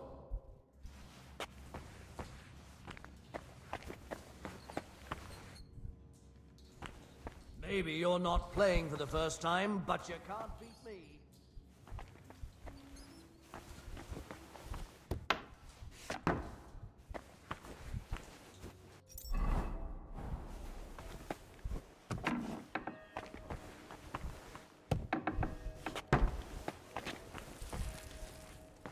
I cannot see anything.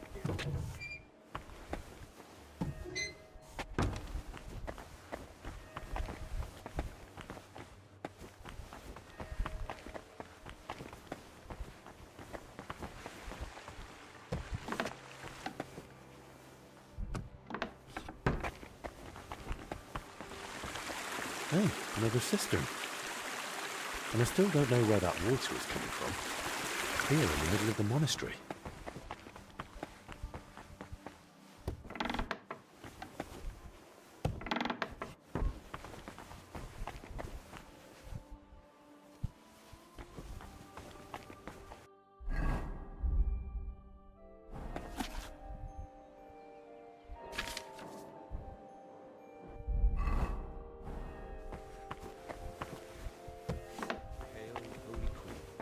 Mother of My respects.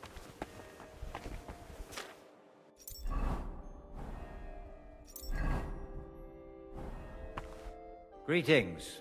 What would you like? Your brother Crispin, right? I'm here about Yaroslav. I heard he works here as a translator. Ah, yes. Poor Yaroslav. I pray daily for his recovery. God has blessed him with an extraordinary talent and a sharp mind. It would be a terrible loss if... But no. Such thoughts help no one. And who are you, anyway? My name is Henry. I'm helping Master Albic in the infirmary. Very well. What do you want to know about Yaroslav? Could you tell me, please, where he was staying? He has a cell in the dormitory upstairs. Go up the stairs in front of the scriptorium and turn right. Then it's the 5th cell from the door. Thanks. I'll take a look. What exactly was Yaroslav doing here? He's working on a translation of a book that came to us all the way from Genoa. While he was well, he spoke of nothing else. He knows Latin, Italian, and French. And thanks to his work, we have several valuable translated volumes in the library. What book was he translating? It's called the Decameron. And what's the Decameron about? I've not read it myself. I'm not as well versed in Italian as Yaroslav. I was waiting for him to finish the translation, but he spoke of it as a groundbreaking work of indescribable value. He even believed it might one day uplift the Christian people beyond their worldly suffering. He was so excited he barely ate or slept, just kept working. I thought it best to let him focus solely on the translation and assigned his other duties to others. Where did Yaroslav work? Here in the scriptorium, of course. You'll find his usual place right by the entrance. But be careful, he's got something unfinished there. He's spent so much time on it that it must be nearly done by now. It'd be a shame to ruin it just before completion. Don't worry. I'll be careful. Who here knew Yaroslav best? Most likely, Brother Celestine. He helps with copying books too, though he doesn't have nearly the same talent. Celestine, you say? I should speak to him. Thanks. That's all I needed. Till we meet again.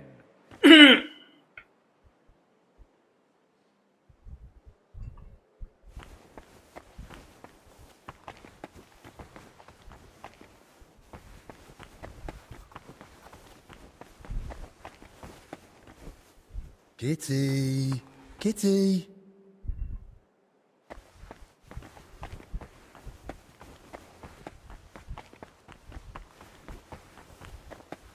Humble respects.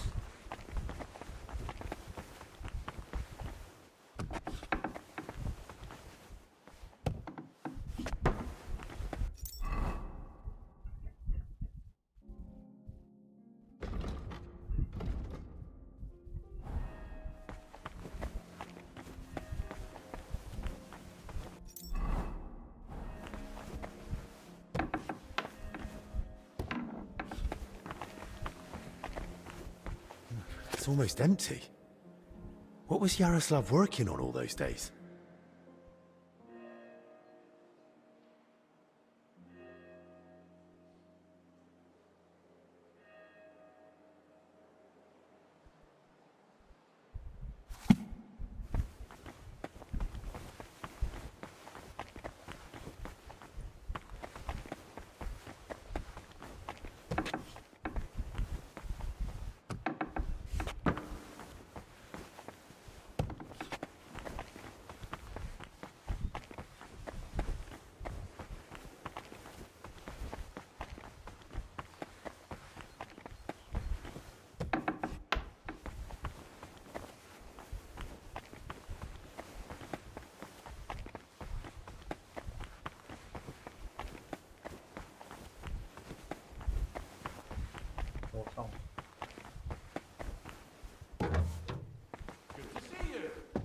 Greetings, Master Guard.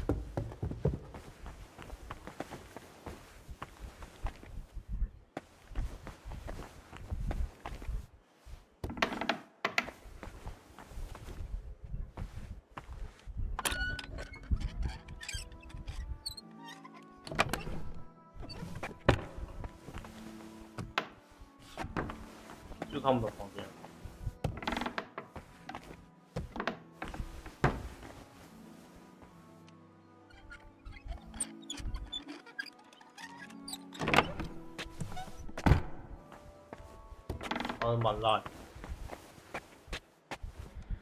，bruh。Nothing here，那为什么这东西非常困难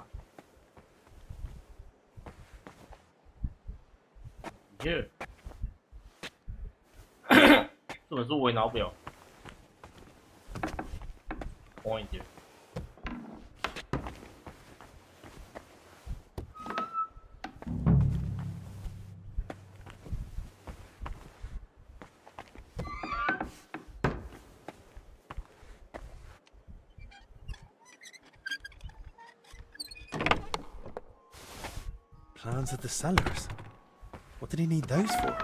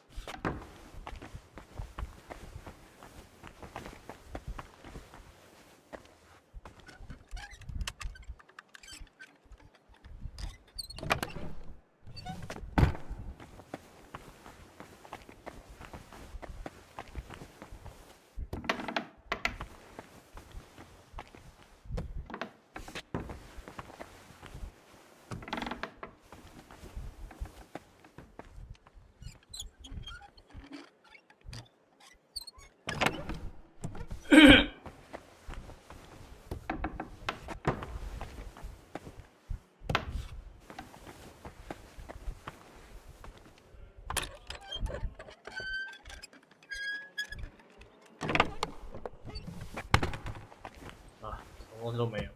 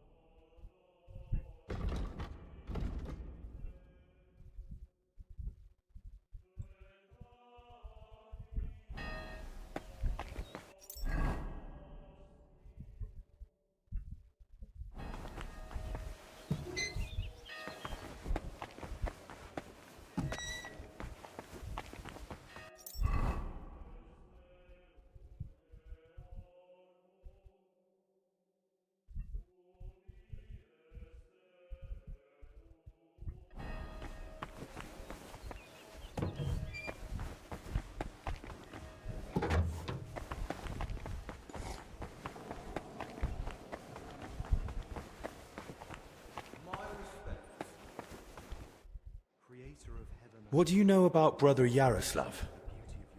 The librarian said you knew him better than anyone. That's right. We joined the monastery at the same time and just got on somehow. How does Yaroslav spend his time when he's not in the scriptorium? Why are you even asking? Master Albic put me up to it. He's treating him well. He said it might help if we knew more about Yaroslav. I see. And how is he? Is the treatment working? He'll definitely pull through. After all, he's in the care of the royal physician. Really?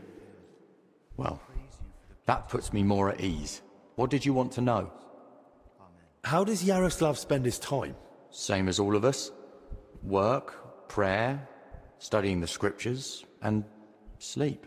Yaroslav is completely immersed in his books. He's currently translating a new one from Italian. It's called the Decameron. He often stays in the scriptorium late into the night because of it.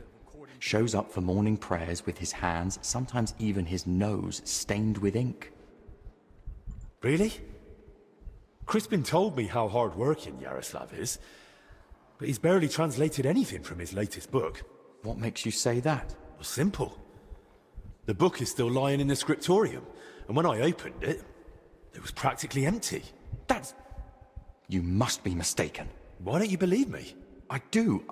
I just don't want you going around and slandering Yaroslav left and right. That's really not my aim.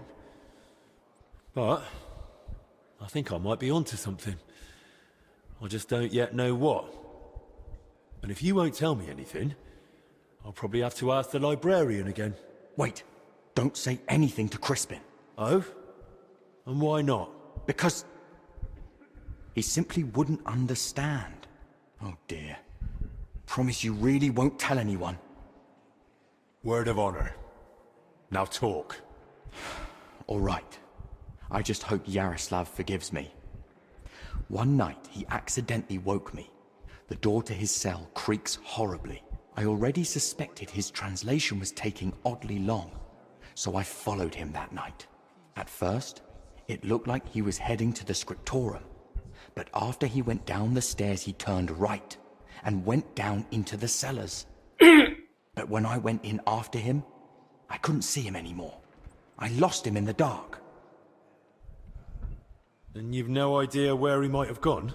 Not a clue. As far as I know, it's just barrels of wine down there. And empty wine barrels. Why didn't you want to tell me?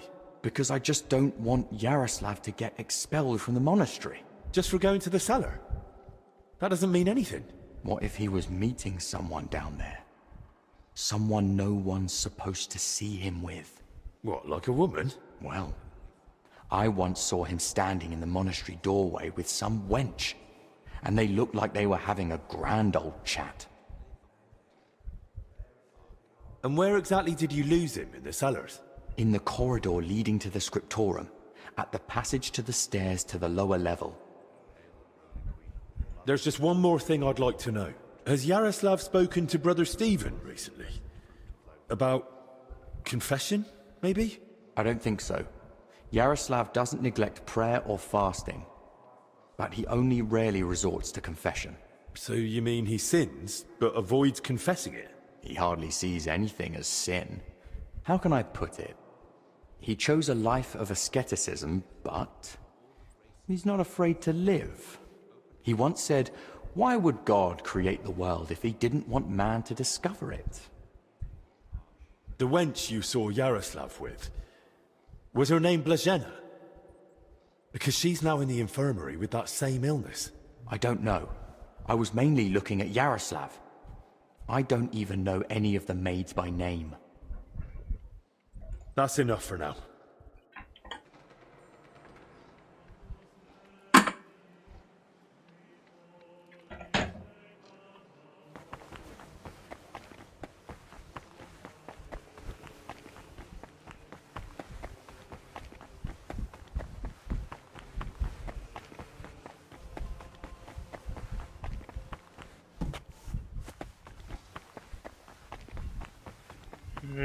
这个效果真的好棒，我不该喝的，我真的不该喝。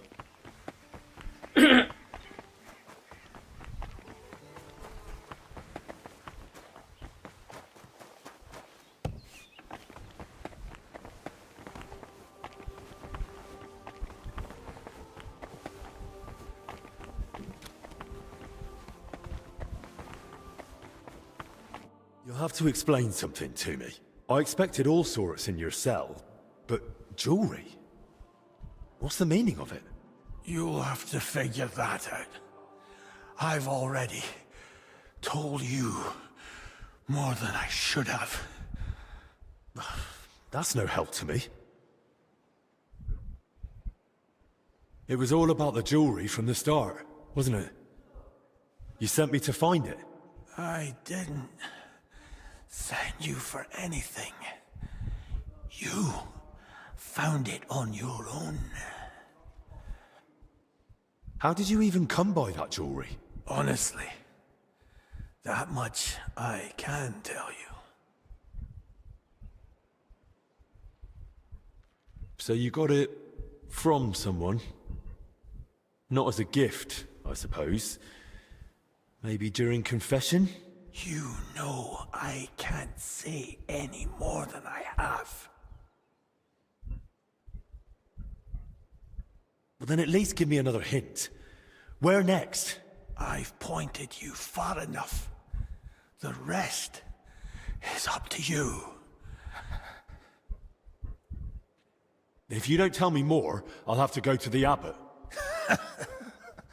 The abbot can't help here.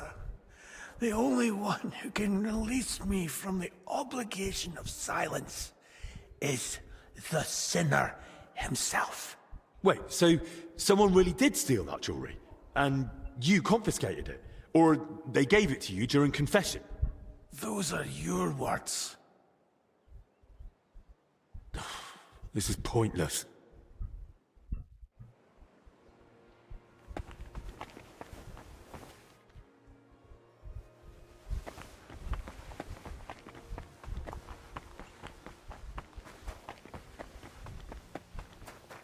这东西给他花了。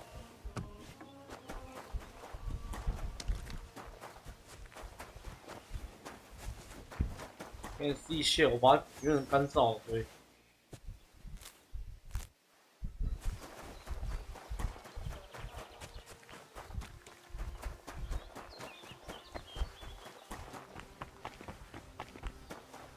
Look, maybe we could have a reboot.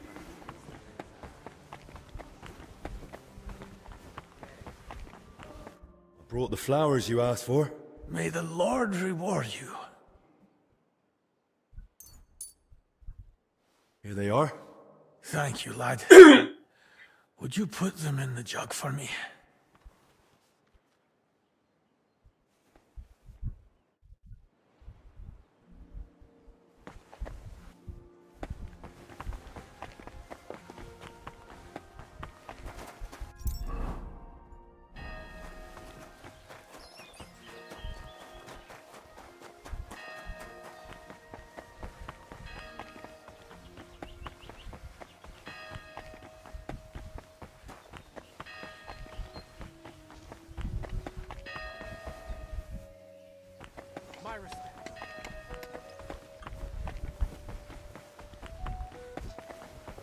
我被锁起来了 ，God。Behold, I am the handmaid of the Lord. Be it done unto me. We thank you, Heavenly Father. Hail Mary. All was made flesh and dwelt among us. Hail Mary. Pray for us, O Holy Mother of God. We may be made worthy.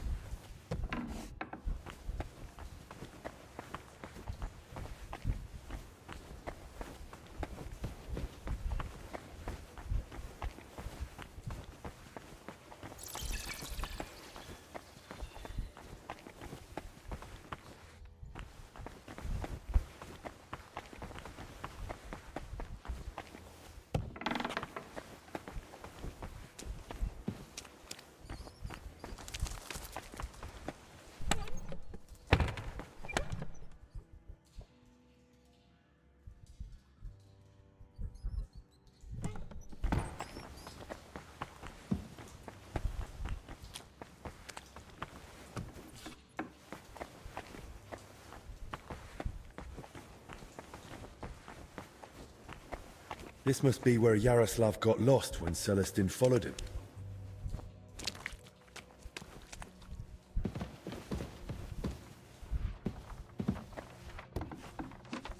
What the? Hey! How did you get in here? And who are you? I'm trying to find out more about the 3 sick people in the infirmary. And all the signs led me right here. Christ's precious passion. May the Lord forgive us. Forgive you for what? And who even are you? Wojtek. We were, writing a book here. All of us. What book are you talking about? You don't mean the Decameron? Oh no. I finished that one long ago. What are you on about? The book on his lectern in the scriptorium is almost empty. When Yaroslav started translating the Decameron, he soon realized what it was really about. He became afraid that if Brother Crispin, or, God forbid, the abbot, found out, they'd forbid him to continue the translation. They might even have the book destroyed. What a loss that would be. So once he'd finished the translation, he hid it down here instead. So, what's the Decameron actually about? That's not such an easy question. And you don't look like someone who came here to talk about literature. Then at least tell me why Yaroslav was afraid to hand over the book. Because it represents a new way of thinking. It doesn't focus so much on our Lord, but more on man. On human virtues, vices, good and bad intentions, and all the forms of love. Really? All of them? All of them. Mind you, The book pokes fun at the church a little. And you, as servants of God, were fine with that? It mocks your faith. I said the church, not God. There's a difference, even if not everyone wants to see it. Right. So what was Yaroslav working on down here, then? The Decameron left a strong impression on him. He decided to write a book of his own, in the same spirit, to celebrate what is as valuable to man as love, or the spiritual life. He later asked Brother Ernest and me to work on the book together. And what exactly did Yaroslav want to write about? About humor, wit,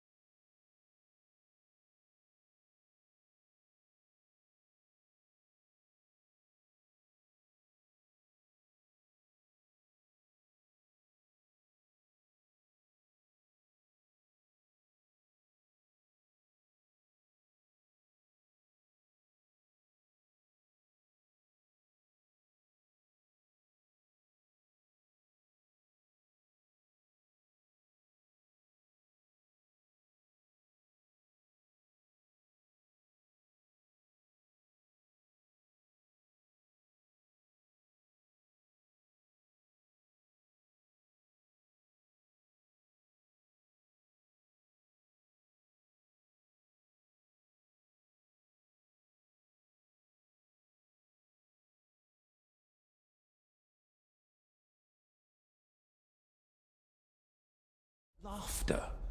About everything that can make a person laugh. Oh, I like that. I enjoy a good laugh just about any time. Then you and he would have got on well. Yaroslav believed that a sense of humor could help a person in hard times just as much as strong faith could. There's something to that. Who knows how I'd have ended up if I hadn't been able to laugh at myself from time to time. Just like Yaroslav said, laughter and humor are gifts from our Lord, among the mightiest. But the brothers probably wouldn't see it that way. That's why we met and worked in secret. Sometimes we'd write all night, other times we'd get into heated debates. And sometimes we just tried to outdo each other with witty sayings. So basically you were sitting down here telling jokes all night? Among other things, but mostly we were working. Go on then. Tell me one of the jokes you came up with. Now? All right then. All right. Here's one. Do you know why monks lie down in the meadow among the sheep?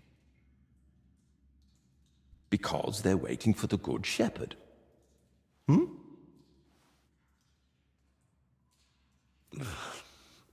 Tell me another one. What were the last words of St. Lawrence when Emperor Valerian had him roasted alive on a grate? Turn me over. I'm done on this side. Tell me another one. Brother Julian cooks fish every Friday and calls it fasting. We just call it a test of faith. Well, that one was a bit dry. So was Christ when he walked on water. Tell me another one. How does an astrologer flag down a wagon? No idea. By his sign. Tell me another one. 5 clergymen meet, and they've nothing to tell each other. Because they all turned up. Tell me another one. Some of our brothers have a lot in common with God when they're working. Everyone knows they exist, but no one's ever seen them.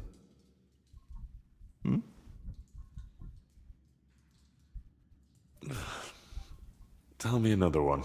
A knight goes to confession and tells the priest, I feel a great weight on me that won't let me sleep at night.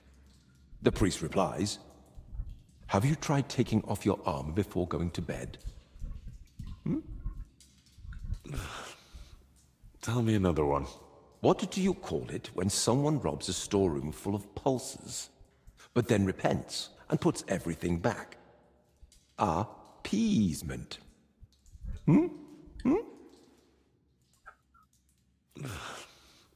Tell me another one. The brothers are praying when suddenly the candle goes out. The novice gasps, it's a sign. The older brother says, yes, that someone's breathing too hard. Tell me another one. So I went to see the apothecary, but I didn't like him at all. He was totally apathetic.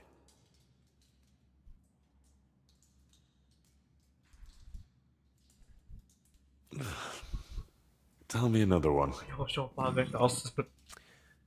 What book has the most leaves in it? A herbarium, of course.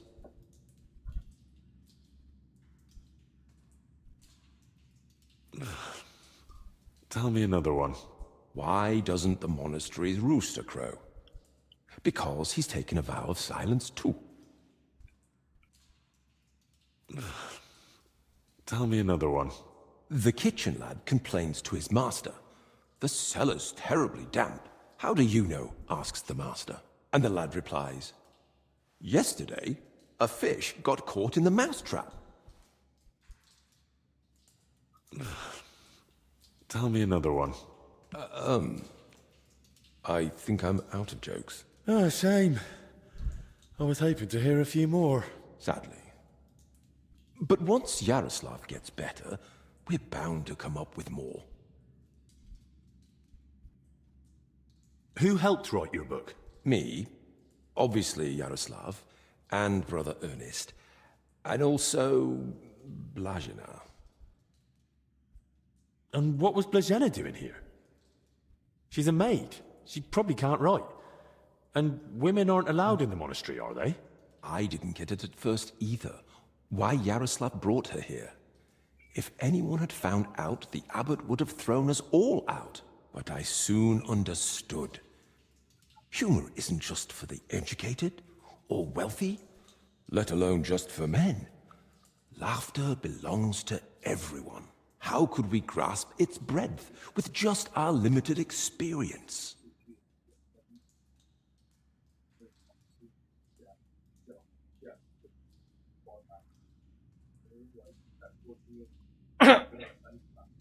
Put simply, Blazina and her sense of humor truly are a gift from God. Who exactly is Ernest? I don't think I've met him. One of the older brothers. He's in charge of all the building and repairs in the monastery. And do you know if he might have fallen ill, too? No idea. But now that you mention it, I haven't seen him for a while. And when I think how Yaroslav and Blazina are doing... I'd best go and check on him myself. Where's his cell? It's one of those under the abbot's quarters. The middle one on the right, if you're facing from the courtyard. What about the elder confessor, Stephen? Was he never part of this? He's got nothing to do with it. He doesn't know a thing, unless someone slipped up during confession.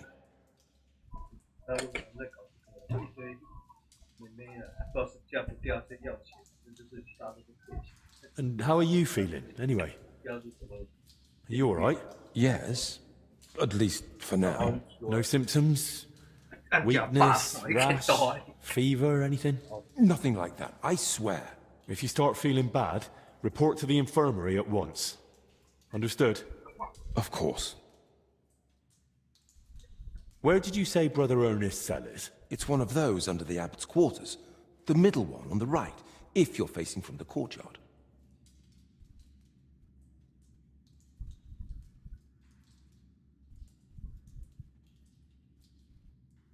How long have you been meeting here? Since the start of summer. So at least 30 days? Roughly. I don't remember exactly. Sorry. I've heard enough. I'll go and check on Ernest now. Wait. What about me? What's going to happen to me? I told you. If you're not feeling well, go to the infirmary. Albic will take care of you. Don't worry. I meant our book. Please, don't tell the abbot about it. We weren't doing anything wrong, but if he found out, he'd throw us out.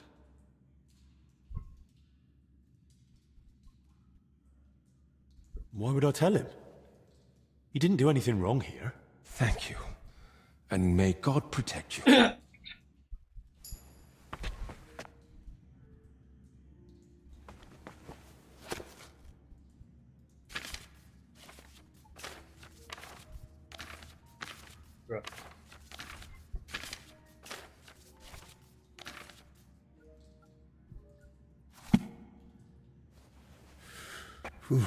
It's damp, chilly, but the air is clean.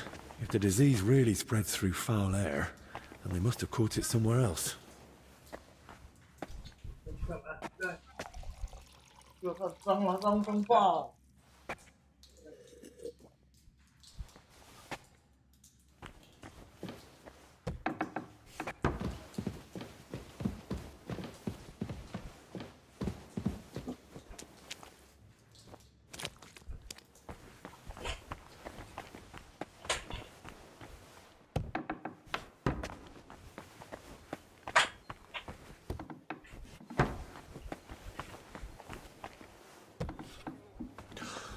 Christ!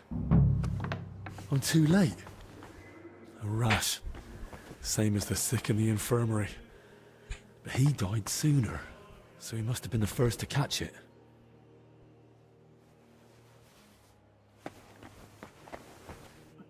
Some building plans. It's like a church, and underneath, probably a crypt? I should tell Albic about this.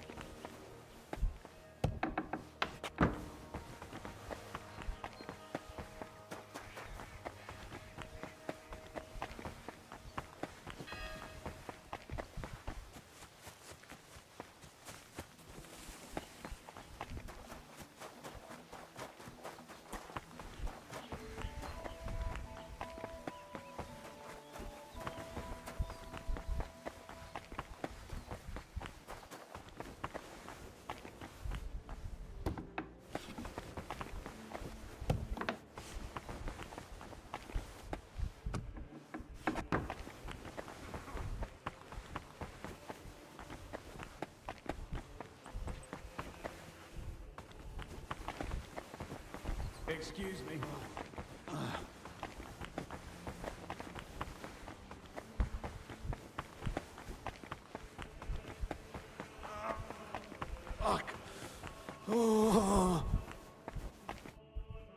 Tell me a bit more about yourself. Gladly. What do you want to know? You've known Albic for quite a while now, haven't you? Too long, perhaps. If you know what I mean. Well, I've only known him for a short time, but I can imagine he's not always easy to get along with. Aye, old Albic. Don't take me wrong. The man's a real fount of knowledge. I feel like there's a butt coming.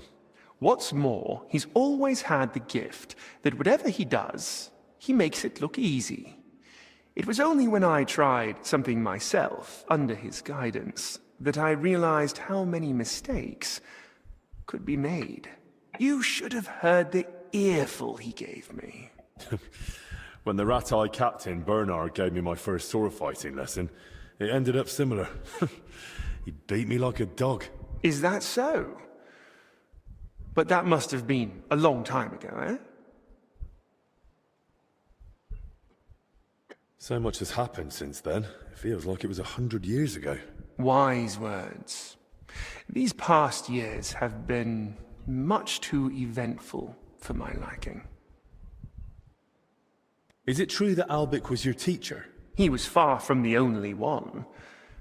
At university, they filled my head with knowledge about alchemy, the origin and use of substances, often accompanied by a dose of philosophy. But it was only with Albic that I understood what practice entails. These years spent with books didn't prepare me for it in the slightest. I thought Albic fits in more with books and alchemical instruments too. Appearances can be deceiving. He's a knowledgeable man, but I've never seen him more in his element than when he's caring for his patients. Sometimes he thinks he'll save the whole world with his head full of wisdom. And don't try to argue it with him. What surprised you most in medical practice? Hard to say. You get used to the smell of blood and pus eventually. Same with the screams and cries for help. But when someone's child dies in your arms for the first time... Well, that was the first and last time Albic and me got drunk like animals. Serving as King Sigismund's personal physician must be a huge responsibility, eh? Responsibility, too. But above all, it's constant alertness. You have to know how to act, but also how to anticipate. And even though it is not talked about, even kings are only human and can still fall gravely ill. Albic mentioned the two of you treated King Wenceslas once. That's right. It all turned out fine in the end, but there was a moment even Albic was worried it was beyond his capabilities. What was wrong with Wenceslas then? As his physician and confidant, Albic kept it to himself, but I had my suspicions. Now that I care for his brother, I can deduce what's hereditary and what Wenceslas brought upon himself with his, well, let's say, more unrestrained lifestyle. Is King Sigismund ill? If he was, I surely wouldn't be discussing it with you. Nonetheless, there's no need to worry. His Highness is in good health. And if anything were to change, I'm never far away. What do you mean? A few years back, someone tried to poison the king. They mixed it into his cup of wine. And he drank it? Thankfully, I noticed the odd color and sediment at the bottom. They had a waiter try the wine, and, well, I couldn't save him, unfortunately. Since then, there's been a shortage of waiters at the royal court. Strangely enough, nobody wants to do the job. No wonder. Who's that companion of yours? Dinesh? That's an odd story, actually. I'm not even sure how he made it to the royal court. Maybe someone originally took him as a prisoner. You never asked him? He doesn't want to talk about it, and I respect it.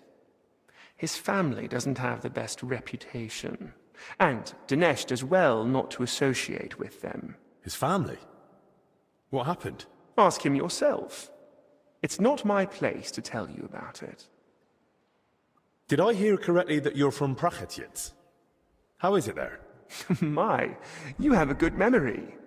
Yes, I am.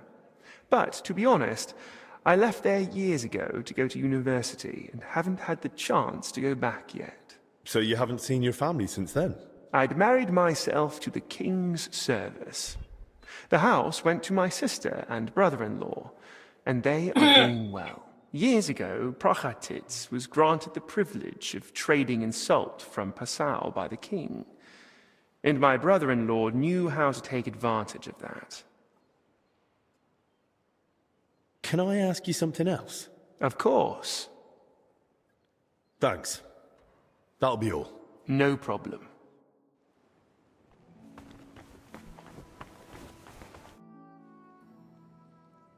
You mentioned you know the herbalist, Joachim. Don't think we're old friends or something of the like. We met once during my last visit to the monastery before my journey to Padua. When Zacharias mentioned him, I was glad to hear Joachim was still alive. He's growing a bit long in the tooth, you see. So, you don't really know each other? It's mainly my friend, Oswald Torvald, that knows him. He's the one that told me about Joachim originally. They've known each other for years, and though Joachim lacks a formal education, Oswald still learned much from him. They write to each other frequently, and he visited Joachim several times. But his work won't allow him to anymore. I see. So what's this Joachim like? He prefers to focus on his work rather than engage in conversation. Though when he does let someone get close, he can be friendly. And if you need help, he rarely hesitates to lend a hand. Since we're spending time together, why don't you tell me more about yourself? Sigismund Albrecht of Unichov, Doctor of Medicine of the Prague University and Doctor of Law of the Padua University. Personal physician and advisor to His Royal Highness King Wenceslas in matters of law and personal affairs alike. Though if you're interested in the specifics of my career, I'd recommend asking someone more knowledgeable who can appreciate the complexity of my journey from a bachelor's degree in the liberal arts to the royal court. How did you come to treat King Wenceslas? My talents and abilities speak for themselves. Not long ago, when I returned to Prague from Padua, word quickly got out that a capable physician had arrived. People started coming to me with all sorts of troubles. Then one day, the royal carriage stopped in front of my home. We rushed to Perglitz, where I found Wenceslas moaning in pain while his alchemists bathed him in various oils. Which I reckon wasn't of much help. Not in the slightest. But the treatment turned out to be quite simple. A diet. And its effects were near miraculous. Wenceslas has held me in close regard ever since. He soon learned I was learned in law as well, so I became his personal advisor. A few years ago, I was given a title for my services, as well as the particle of Unichov. As you can see, when you have the reputation of the best physician in the kingdom and knowledge of medicine and law alike, people seek you out on their own. I hear you've written several books. What are they about? About medicine. What else? I'm most proud of the Compendium Medicinae, a summary of medical knowledge. I wrote it mainly for students and practitioners, but I'm also planning to write a book about health and how to keep healthy. It won't just be advice on how to survive the plague or treat a fever. It'll be a guide on how to live correctly and sensibly. What to eat, when to sleep, how to exercise, what to avoid. I believe that health is not a coincidence, but the result of a sensible lifestyle. Those who know and follow these rules won't need to visit the physician as often, which may be an unpleasant truth to some of my colleagues. How is medicine in Italy different from Bohemia? Massively. Though my local colleagues don't like to hear it. In Italy, especially in Padua, emphasis is placed on precise observation, analysis of causes and effects, and above all, prevention. Italians pay more attention to the connection between diet, environment, and health. Something I have tried to introduce here, albeit with limited success. Czechs are used to heavy, fatty foods and rely more on miracles than sensibility. Here, physicians are taken as a last resort. In Italy, a physician's word is law for daily life. I found another infected. You're not the only one. While you were gone, they brought in several more. So, where's your sick man? With the Lord now. I found him too late. Lord have mercy. Do you at least know who it was? One of the monks. His name was Ernest. That's the second death today. Let's hope it's the last. The confessor's dead. Old Stephen.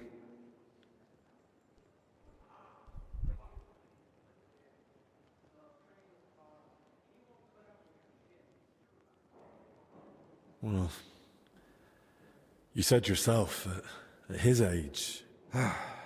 True. But old or young, every life is precious. At least now he's in no more pain.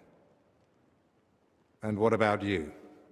Did you find out anything about the others who are sick? Do they have anything in common?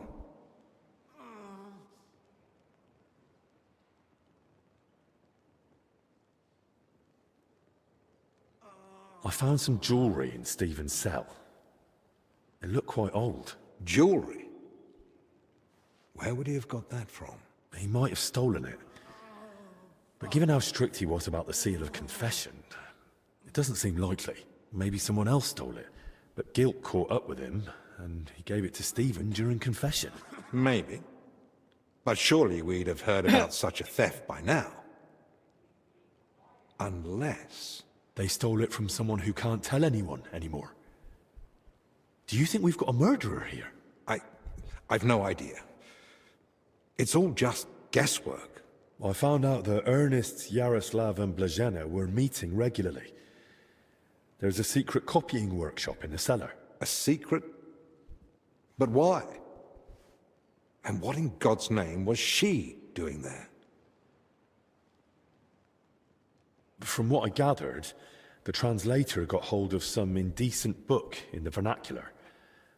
I think it was called... The Decameron? Yes. You know it? It caused quite a stir at the university in Padua. The students loved it, the masters forbade it, and the clergy cursed it. But back to the matter.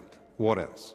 Yaroslav was only supposed to translate the book, but it ended up inspiring him to write something of his own, and that's what he was working on with the others. That explains why those three got infected. Do you think it happened in their workshop? Did you notice dampness, mold, any strange smell or bad air? Nothing like that. It was damp, but the air was otherwise clean. In that case, someone must have brought the illness to them. But who? Probably Ernest. If he died first, it would make sense. Well, maybe the illness just killed him faster because he was older. Like the confessor. That's possible too. So, what are we going to do now? We'll go to the abbot. You, Zacharias, and I. This is getting out of hand, and the number of sick keeps rising. To the abbot? Right now? You think waiting will solve anything? You've all come.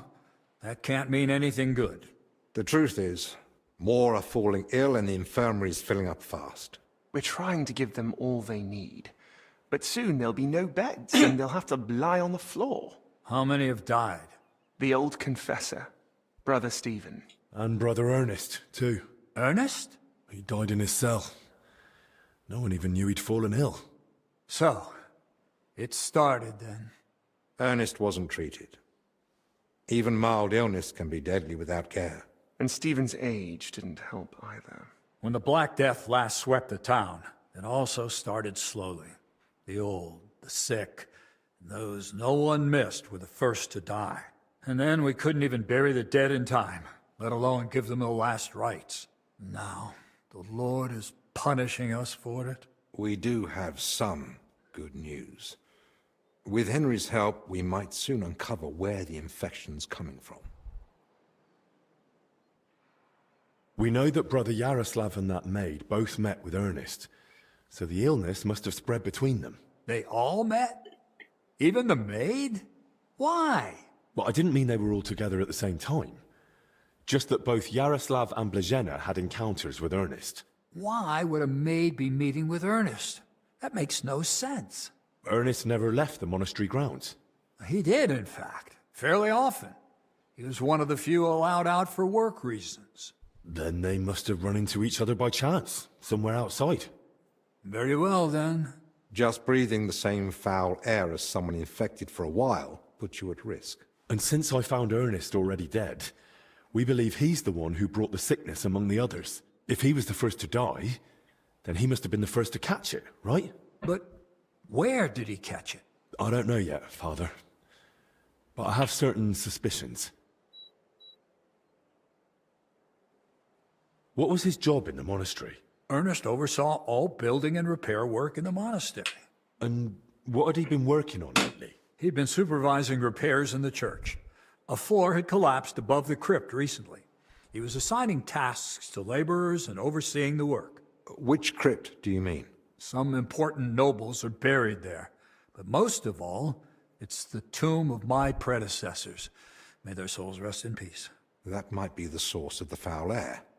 The illness could have spread from the exposed crypt. I ought to go into the church and inspect everything thoroughly. Especially that crypt. That's not a good idea. If the illness is really spreading from there, no one should go in. I understand your concern, Zacharias. But Henry is right. At this point, it's just a supposition, and we must put it to the test. Enough. What nonsense is this? No one's going into that crypt. The disease is spreading. The infirmary is full. We've already got 2 dead. Father, I understand you're afraid, but... Afraid? I'm not afraid. I bear responsibility for the whole monastery, for every living soul. And it's my God-given duty to do everything I can to protect them from the plague. Father, wait. Just give us a day. 2 at most. I'll just find out where the sickness came from. You won't get another hour. The monastery is to be sealed. No one goes in, no one comes out. All the monks are to withdraw to their cells. What about us? You want to keep us here against our will? I don't want to, but I must. And at the same time, I humbly ask for your help. Believe me, you'll be repaid when the time is right. You came to me with a certain request. Help me, you may consider it granted. It's for the best, Albec. Even if it turns out not to be the plague, it's still a deadly illness, and we're within sight of the town. If it spreads to Kuttenberg, it'd be a disaster.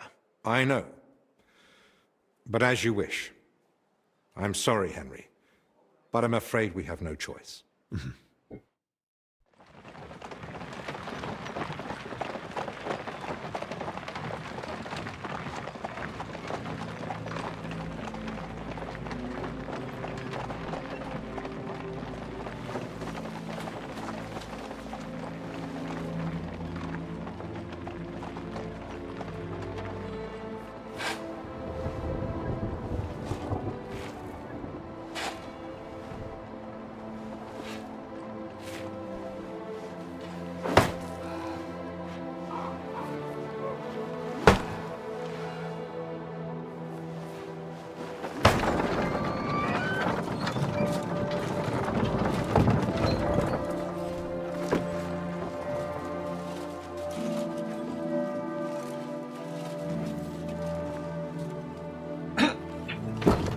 tibi domine fratrum nostrum, militer commendamus, ut quem in hac vita mortali, immenso semper es prosecutus amore, nunc malis omnibus liberatum, in requiem in gredi iubias sempiternam.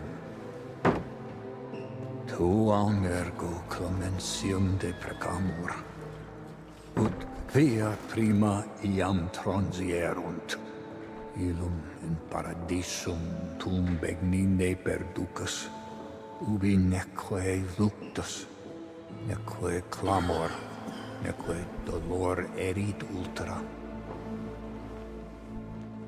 Sed pax et gaudium, cum Filio tuo et Spiritus Sancto in saecula saeculorum. Amen.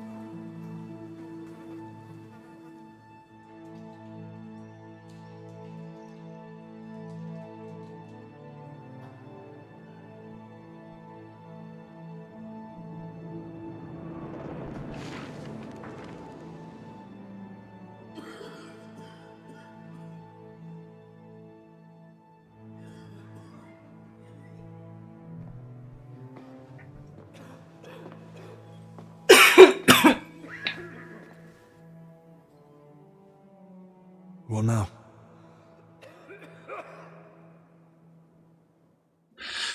This whole situation keeps getting worse. How am I meant to treat a disease I know almost nothing about? This can't end well. Then what do you suggest? The abbot's forbidden us from going anywhere outside the infirmary. Not only that, he's had the monastery gate.